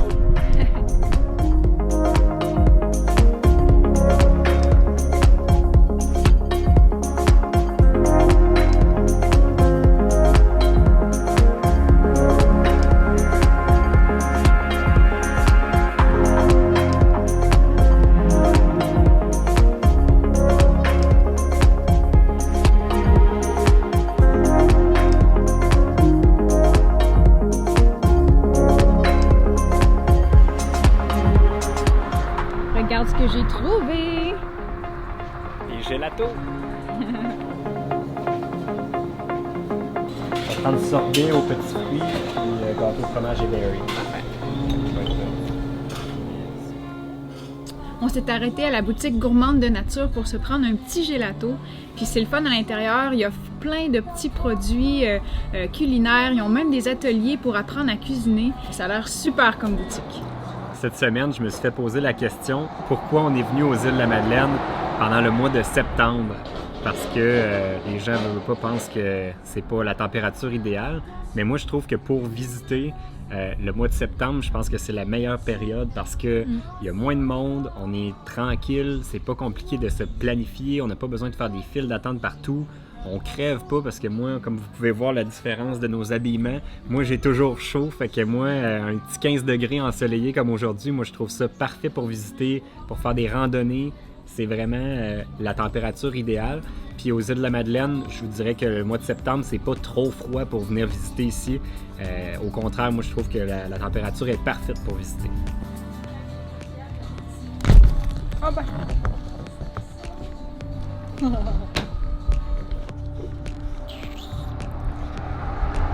T'as tout sali ma lentille. Bon, là on se dirige vers une église assez spéciale. Je vous en dis pas plus, on s'ira.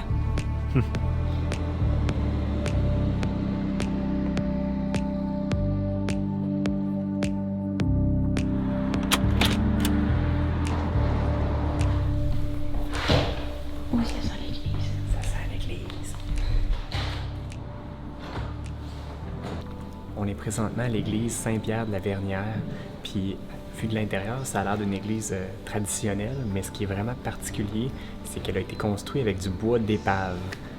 Ça la rend vraiment spéciale par rapport aux autres. Fait que quand tu penses à tout le travail que ça a dû prendre pour restaurer le bois puis construire ça, ça a dû être énormément de travail.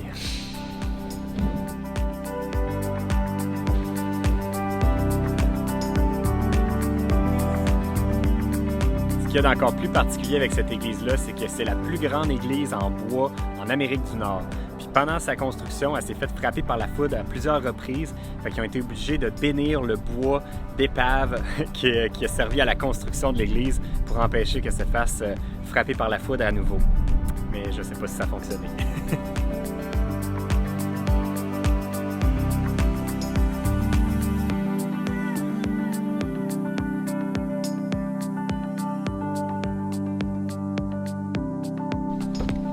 On est venu pour terminer notre journée à Havre-Aubert parce que c'est ici qu'il y a eu les plus gros dommages suite à l'ouragan hier. Fait que on va venir voir de quoi ça a de l'air. C'est triste de voir ça par exemple. T'sais, c'est tous des bateaux qui doivent valoir assez cher, qui ont vraiment ils ont mangé la claque. Ils sont comme tout empilés un par-dessus l'autre. Les gens sont en train de travailler justement à remettre ça dans l'ordre, j'imagine. Ouais, ben, ce petit trottoir-là, il a vraiment mangé la claque pendant l'ouragan. Le pire, c'est qu'on était là il y a quelques jours seulement, puis c'était tout bien clean. Ça n'a pas l'air d'un vieux trottoir tant que ça. Il a été tout arraché complètement. Allô tout le monde, aujourd'hui, j'ai changé de job. Je suis rendu capitaine de bateau de pêche.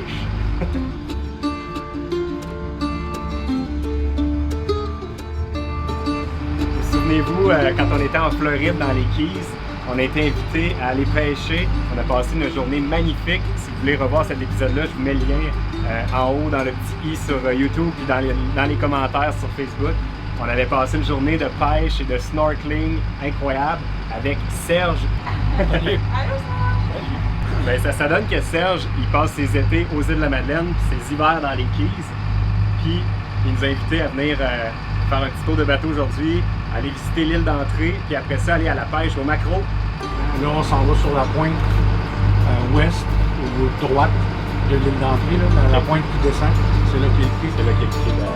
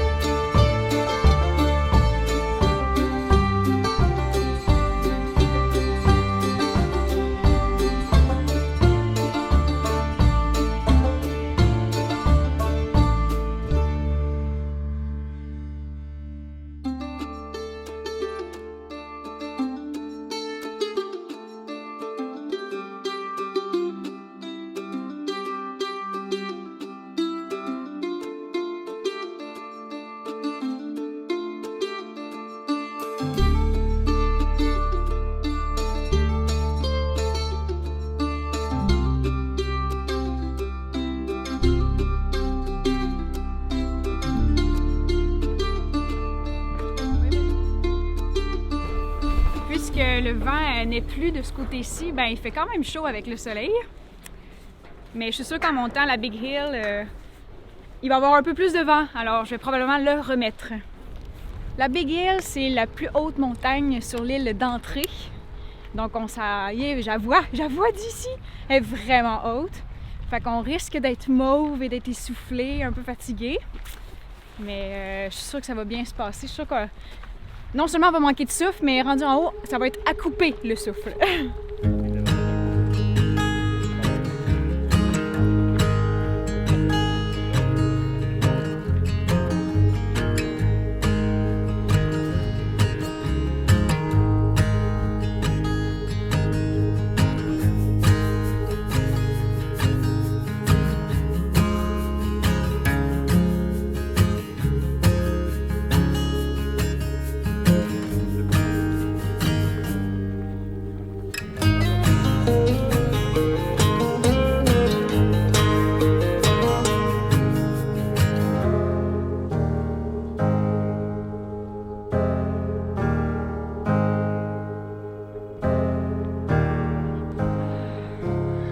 La Big Hill, faut se griller d'un cœur qui fonctionne.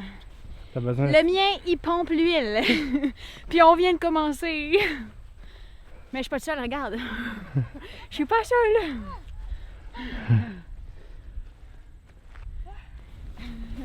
Mais tu sais, moi j'ai chaud parce que j'ai 2 couches de pantalon. Je suis habillée là, comme si on allait faire du ski. Il annonçait 12, pas 20.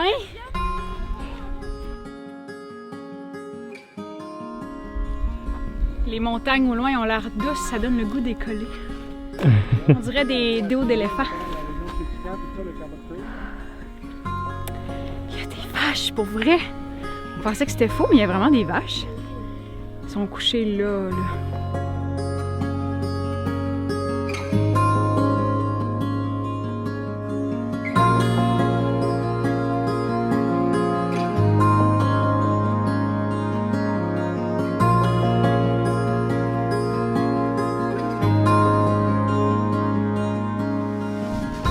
Arrivé. C'est pas si pire. J'ai chaud pareil. On dirait le chemin pour se rendre est quasiment pire que la montée en tant que telle. C'est quand même une bonne ride avant de commencer l'ascension. Mais là, on a atteint le sommet. La vue est vraiment 360 degrés. On a comme vraiment la vue sur toutes les îles. On voit même jusqu'au bout la lueur de l'île du Cap-Breton par là-bas. C'est rare qu'on voit aussi loin que ça. Genre panoramique all the way.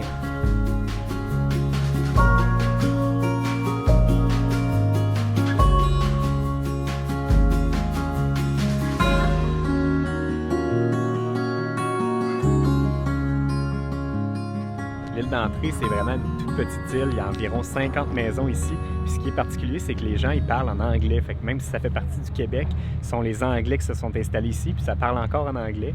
Les gens parlent un petit peu de français, mais entre eux autres, c'est vraiment l'anglais qui est la langue principale sur l'île ici. Puis là, ben, notre randonnée est terminée. Ça va être l'heure de retourner sur le bateau, puis là, on va aller à la pêche au maquereau. J'ai demandé à Serge c'est quoi la signification du nom de son bateau parce que là je comprenais pas trop c'était quoi.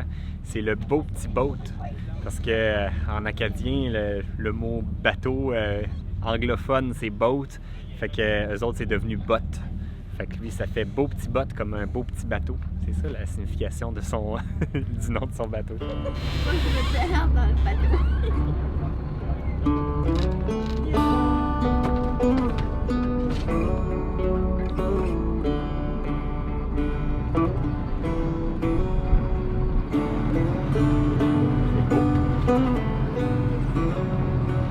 Le paysage sur l'île d'Entrée, c'est tellement impressionnant. Tu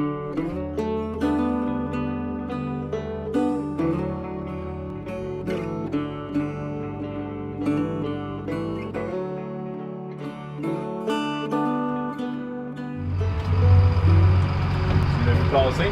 Ben, je suis pas sûr, mais ce que je suis sûr, c'est que hier, on le trouvait pas. Et que là, bon, ok. Dépêchez-vous, sortez vos cannes. Les cannes sont sorties parce que Je viens de retrouver le squall, là. Mais à la vitesse que ça bouge, peut-être avoir de la misère à rester dessus. Fait que ça, on pêche ça à la canne. Ouais, c'est relativement nouveau.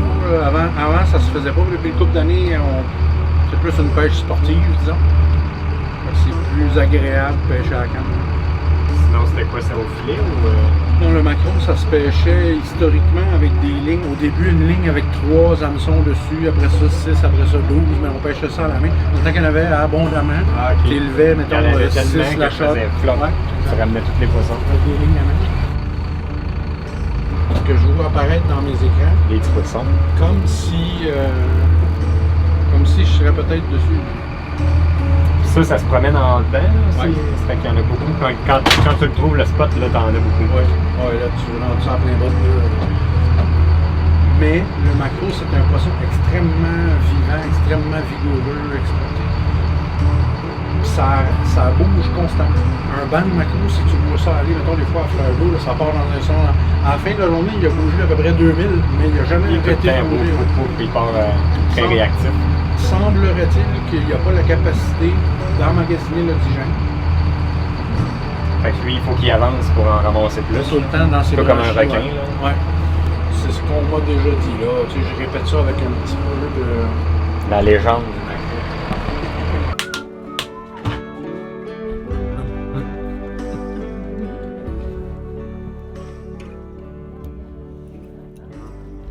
Ils sont juste trop petits, regarde, c'est des mini, c'est ça que je voyais dans son 2. Ouais.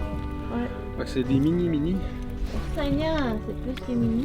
Ouais, c'est ça que je voyais dans son 2. C'est des tout petits macros. Oh! C'est un nez par là. C'est un nez par là. C'est trop petit. C'est un macro, mais c'est la grosseur de nez par là, mais on n'a pas le droit à cette grosseur-là, c'est trop petit. Fait que lui, il s'en retourne. Ah.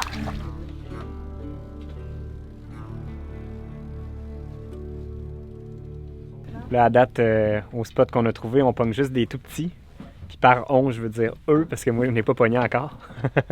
Mais avec l'ouragan, et les macros se sont déplacés un petit peu, fait que c'est un petit peu plus difficile de savoir où ils sont rendus. Fait que là, on va se déplacer.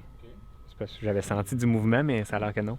On va se déplacer vers un nouveau spot pour essayer de trouver où ce qui se trouve, le maquereau.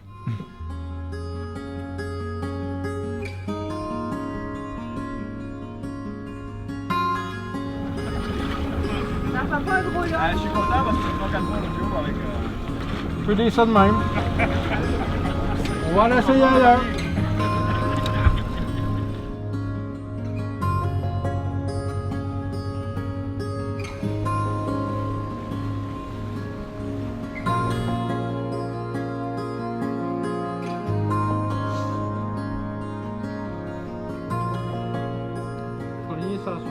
C'est juste un endroit où habituellement il y en a.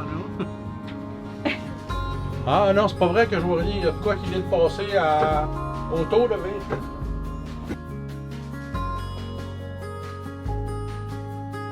Sans mort. C'est juste la grosseur le problème, c'est pas le nombre. On va finir par le trouver.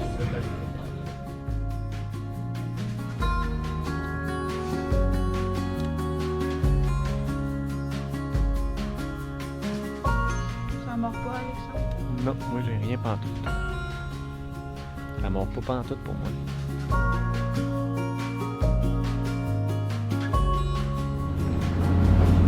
C'est fou comment de voir les îles sur un autre angle comme ça, c'est vraiment...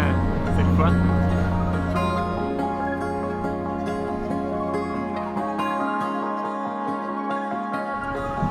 On va rentrer bredouille. On n'a pas rien pogné pantoute, fait que ça a l'air qu'on peut pas toujours être chanceux. Fait que nous, on va conclure ça là-dessus. Fait qu'un gros merci encore à Serge et Cynthia de nous avoir invités sur le bateau. On va leur dire en vrai aussi, mais je leur dis en vidéo aussi. Puis nous autres, on se dit à la prochaine. Salut tout le monde. On n'a pas attrapé de poisson, mais on ramène les chips.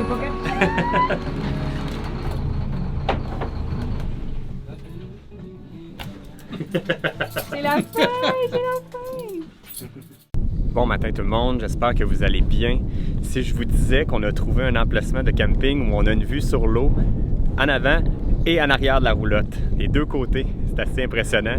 Ça s'appelle le parc de Gros Cap. C'est vraiment un camping qui est particulier. C'est fait comme sur une péninsule de roches, des gros. Ça porte bien son nom, c'est des gros caps de roches rouges. C'est vraiment superbe le look de ce camping-là et c'est pas trop cher.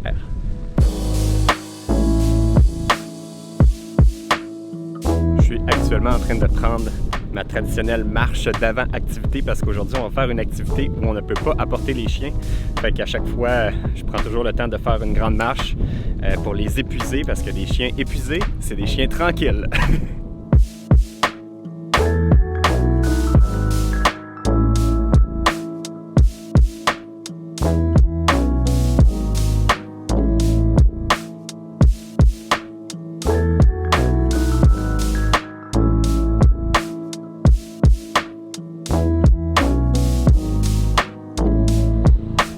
Je pense que tu es capable de faire des œuvres comme ça, Val? Certainement.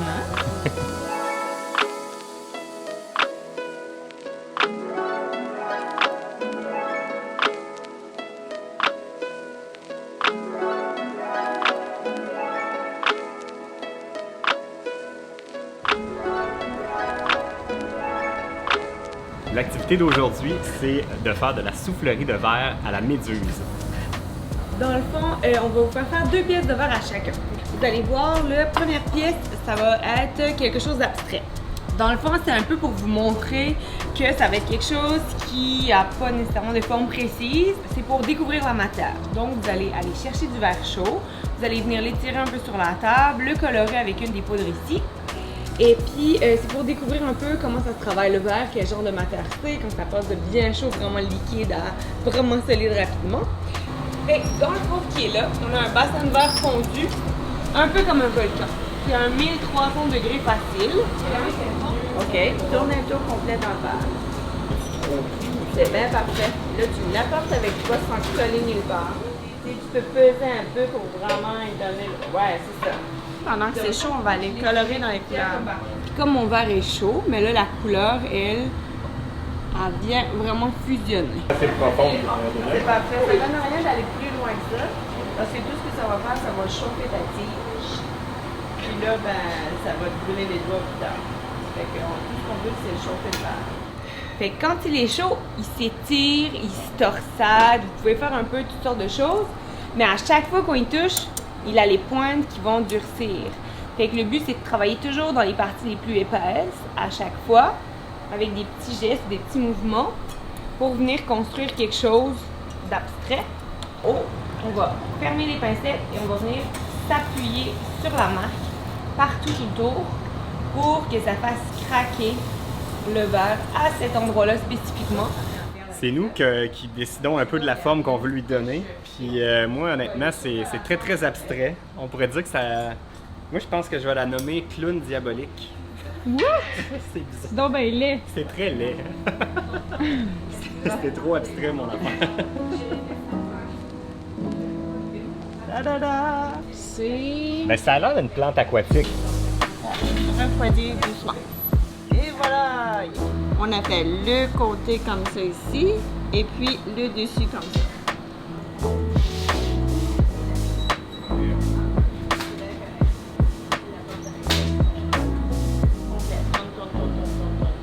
On va juste la refroidir comme la table est plus froide que le verre. Fait que si tu cognes un peu ta bulle sur la table, ça veut dire qu'on est prêt, puis on va aller recouvrir tout ça d'une nouvelle couche de verre. OK.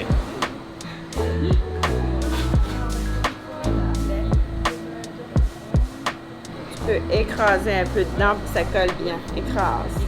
Ouais, insiste un peu, puis ça va plus coller. Pas trop, parce qu'il ne faut pas que tu écrases ta bulle qui est à l'intérieur. Okay. Fait que là, c'est ma première pièce de verre soufflé, vraiment. Fait qu'on va souffler dans le petit bout ici, puis ça va donner comme une genre de boule de Noël verte. Au moins, ça va être thématique. Tu feras rouge, Val, on aura les couleurs de Noël. Non. Non.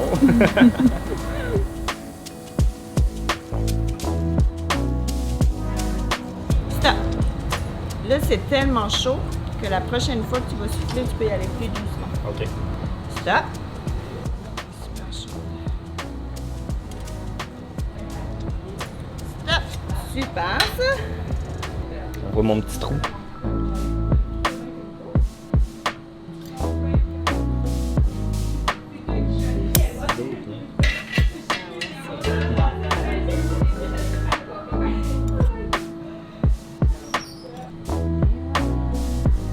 Bravo!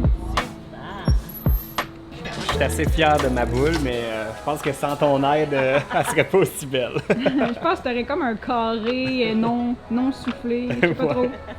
Je vais utiliser les couleurs blanc et mauve Pico Pico. Ça va ressembler à celle-là ici. C'est quoi Pico Pico, là? Pico en poudre, c'est ça. Ok, fait que blanc et mauve Pico. Ouais, Pico Pico. Moi, j'ai peur à la partie respiration. Le boost qu'il faut souffler dedans. Tu sais, la tige est quand même longue. Il faut que mon air se rende l'autre bord. Puis j'ai vraiment le souffle court. Mais tu vas voir, c'est pas... t'as pas besoin de mettre beaucoup de puissance. C'est pas si tant pire. Ouais, c'est pas si pire que tu penses. Je vais le vivre. J'ai hâte de le vivre. Jusqu'à Montréal, effectivement. Quand c'est prêt, tu peux aller colorer le tour de ta bulle.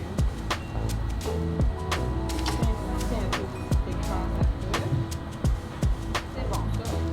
Puis Val, Ça se passe très bien. J'aime vraiment les activités qui sont techniques. Il y a une technique à suivre. Tu peux y aller. Pour commencer, tu peux donner un... Tu peux y aller. Vas-y.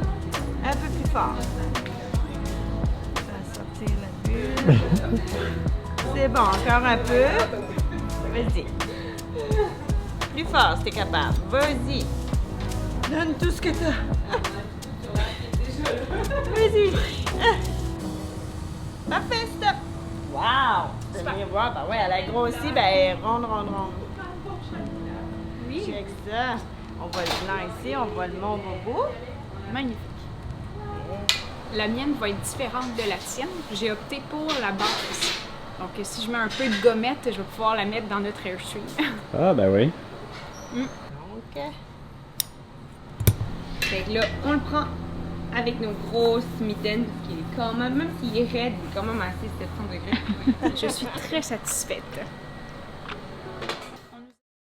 Bon matin tout le monde. Il est présentement 5 h du matin et aujourd'hui, j'ai été engagé à travailler sur un bateau de pêche au crabe. Engagé bénévolement. On dit Sans je me suis engagé. Sans mon consentement. Encore une gracieuseté de Serge. Hein? Ouais, moi, pour des jobs gratis, ça, je suis toujours bon.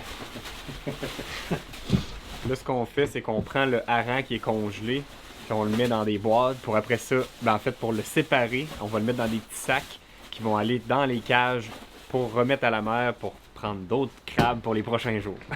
Fait que c'est des appâts. C'est des appâts, exactement. On appelle ça de la boîte. En bon madelino, on appelle ça de la boîte.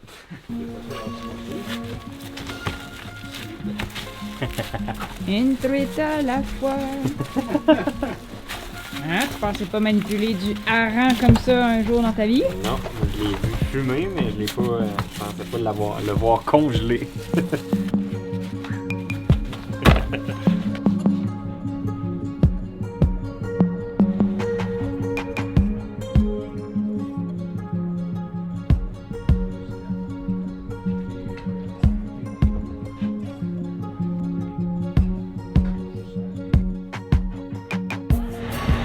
Maintenant, tout l'équipage est arrivé.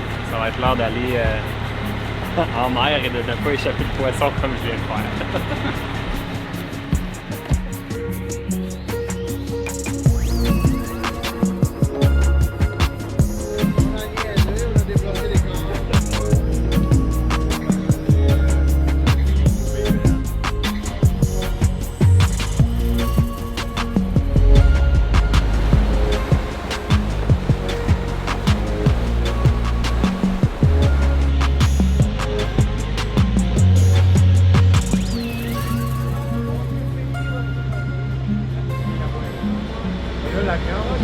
Dans le fond, de la façon que ça fonctionne, c'est que tu as la bouée principale, tu as une corde entre les deux, puis tu as une autre bouée qui flotte. Fait que les autres, ça leur permet d'accrocher le crochet entre les deux, puis de tirer pour pouvoir après ça ramener la cage sur le bateau. Il Ils enlèvent les vieux poissons appâts qui sont plus bons. Ils les enlèvent. Après ça, ils en remettent des nouveaux. Puis pendant ce temps-là, ils vident le fond de la cage. Puis là, ils font des crabes. Puis quand il y a un homard, c'est mauvais signe parce qu'en fait, les homards, ils font peur aux crabes.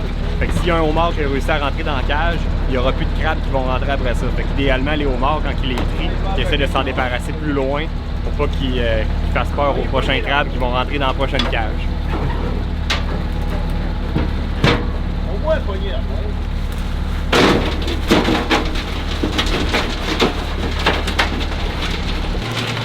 n'a pas le droit. Oh!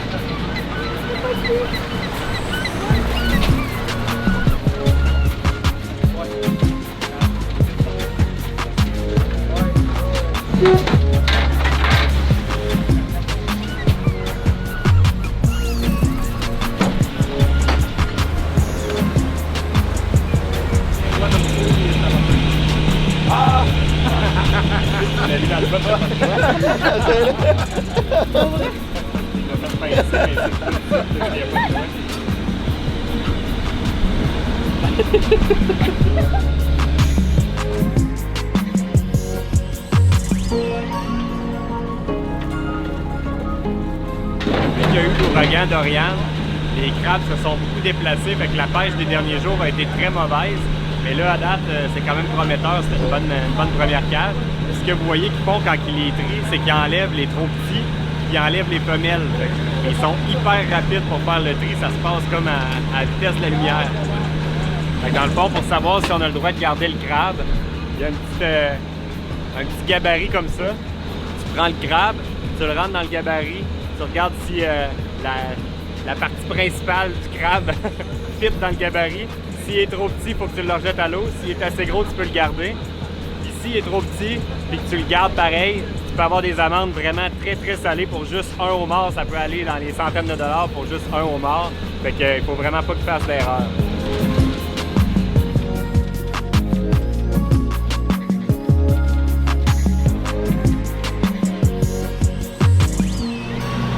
Un bon défi. Manque-la pas, là. Ça coûte cher d'essence, ça.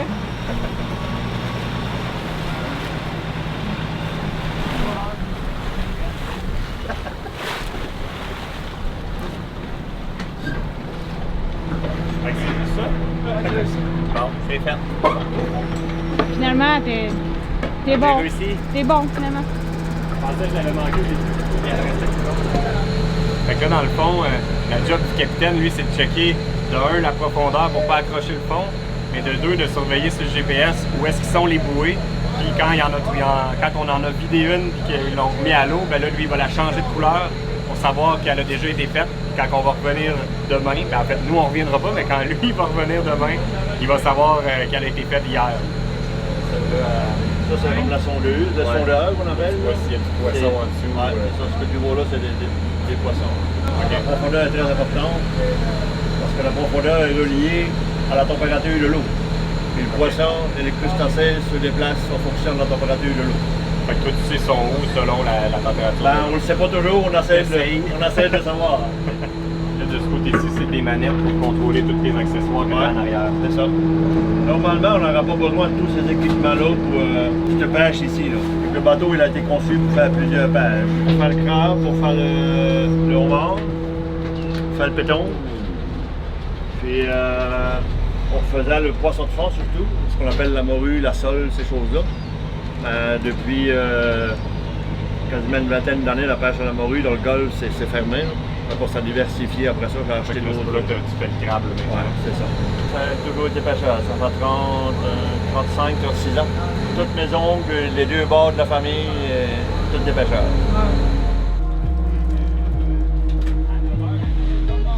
J'ai vu l'enlever de sa coquille. Ah, il l'a. Il fait pas. C'est quoi l'affaire la plus drôle que tu as pêché dans ta vie? La plus bizarre, maintenant. On a pêché des pièces de motoneige.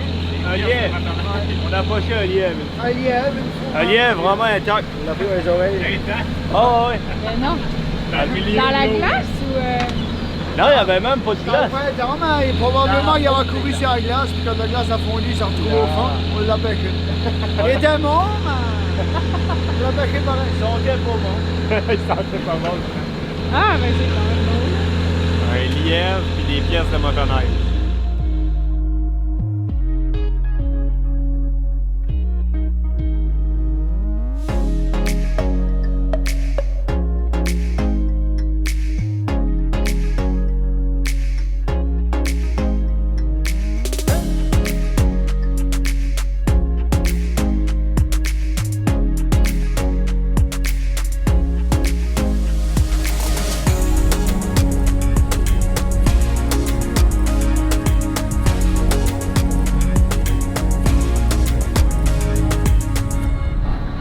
C'est la fin de la pêche, on est de retour au quai. Puis là, on vient de recevoir la livraison des appâts pour la prochaine journée de pêche qui va avoir lieu demain pour eux autres. Nous, on sera pas là. Puis là, ben, ça va être le moment de peser tout ce qu'ils ont récolté. Fait que là, on va voir combien ça a été une bonne journée ou pas, là.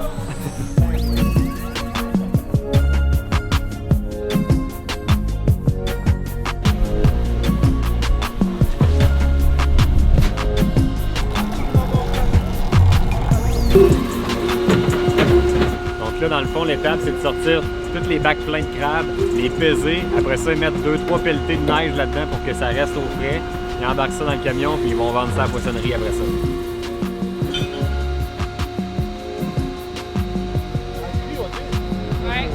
Fait que là, le capitaine Alain, lui, il a fait une estimation qu'il devrait en avoir 2200 livres. Là, on attend le décompte. Ils sont allés à la comptabilité pour voir finalement ça va être quoi le chiffre final. Qu'est-ce que je t'en dis? 2200. 2220. 2120? Ouais. Ah ben t'es pas loin. T'étais à ton plus ou moins... Dans mon plus ou moins 75. Ouais, t'étais pas pire. Eh bien, merci à toi, Alain. Un plaisir. Nous autres, on va te souhaiter des bonnes pêches. Ouais. Merci beaucoup. Merci. À la prochaine. Salut tout le monde, c'est déjà la fin de nos aventures aux îles de la Madeleine. On est sur le chemin du retour, on est présentement sur le traversier, le Madeleine, et on a eu un petit privilège, on a été invités à visiter la timonerie du bateau.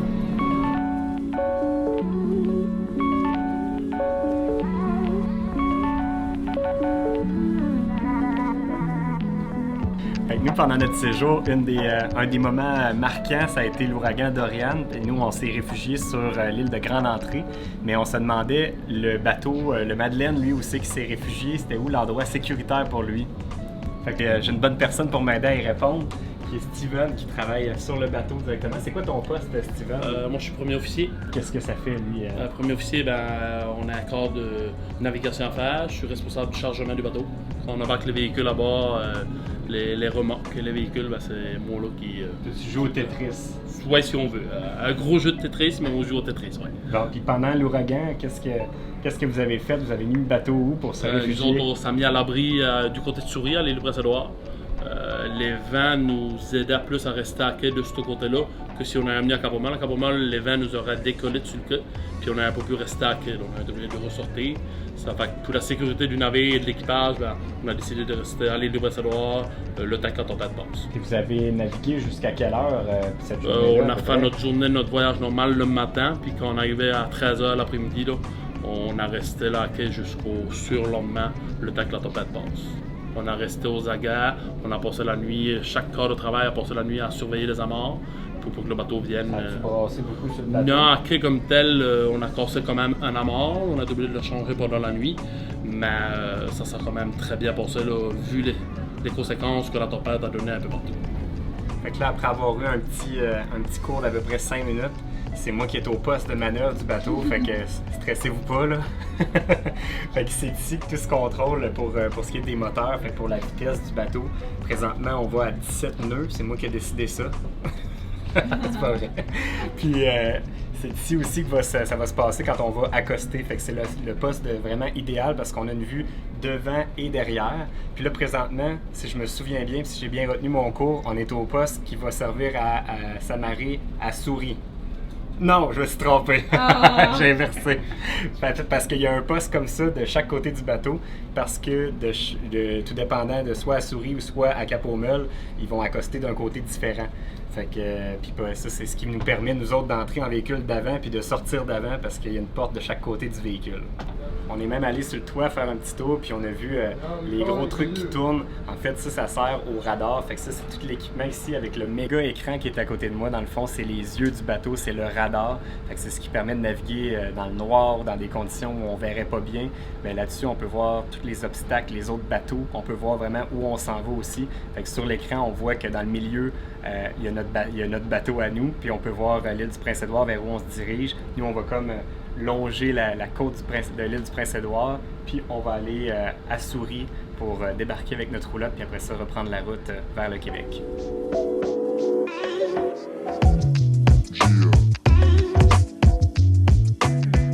On approche, ça sent la fin pour vrai, de vrai, là, vrai de vrai. C'est triste. Pour vrai, si on fait un petit recap de notre voyage aux îles, moi, je pense, on fait-tu comme nos coups de cœur, chacun notre tour? Hein? Côté activité, c'est quoi ton activité que tu as le plus aimé? Bien, celle que j'ai découverte, que je savais pas que ça existait, on va peut-être partager la même activité, c'est vraiment la flottaison dans les grottes. Ah oui, c'était vraiment une activité capotée, mais pour en prendre une différente de toi, moi, je pense que mon activité coup de cœur, c'est celle que tu n'as pas pu faire, c'est le kitesurf. Ouais. Pour vrai, moi, c'est même pas un sport qui m'intéressait depuis longtemps. J'ai jamais vraiment voulu essayer ça, mais là, c'était comme la place pour en faire. Fait que pour vrai, j'ai trippé. Je pense que c'est le genre d'activité que je referais si j'ai l'occasion en voyage. Je pense même que mon ami Fred de GoYolo, là, si on se recroise à quelque part, là, je vais te prendre comme coach. Mm-hmm.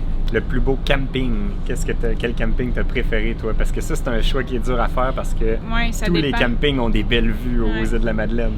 Bien, honnêtement, j'ai aimé les 3 campings parce que les 3 campings offraient un décor puis des activités différentes.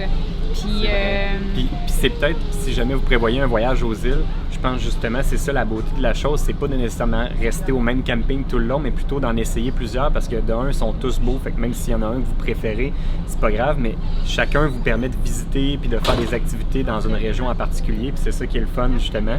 Mais si on devait en choisir un, toi, c'est quel que tu as le plus aimé? Parce qu'on avait quand même 3 styles. On avait un style plage, un style avec la vue coucher-lever de soleil qu'on avait dernièrement, puis l'autre qui était la salicorne, qui était plus le fait qu'on est proche de l'auberge, puis les activités qui viennent avec.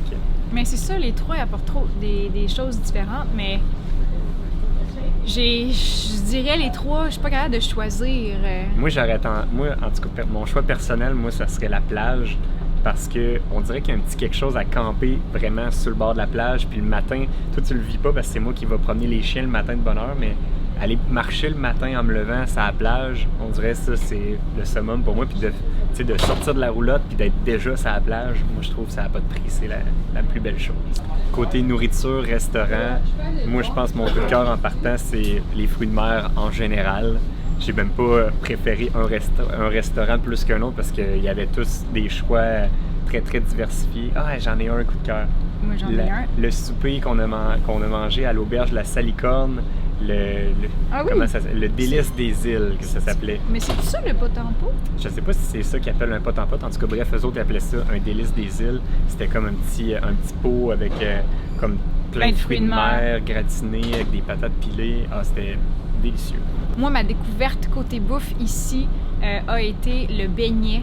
Le beignet tressé qu'on trempe dans du caramel, c'était délicieux et unique d'ici, dans le fond. C'est vrai, mais la texture, tu sais, c'est comme un genre de beigne, mais avec une texture plus de pain, ça fond dans la bouche. C'est un délice. Une belle découverte.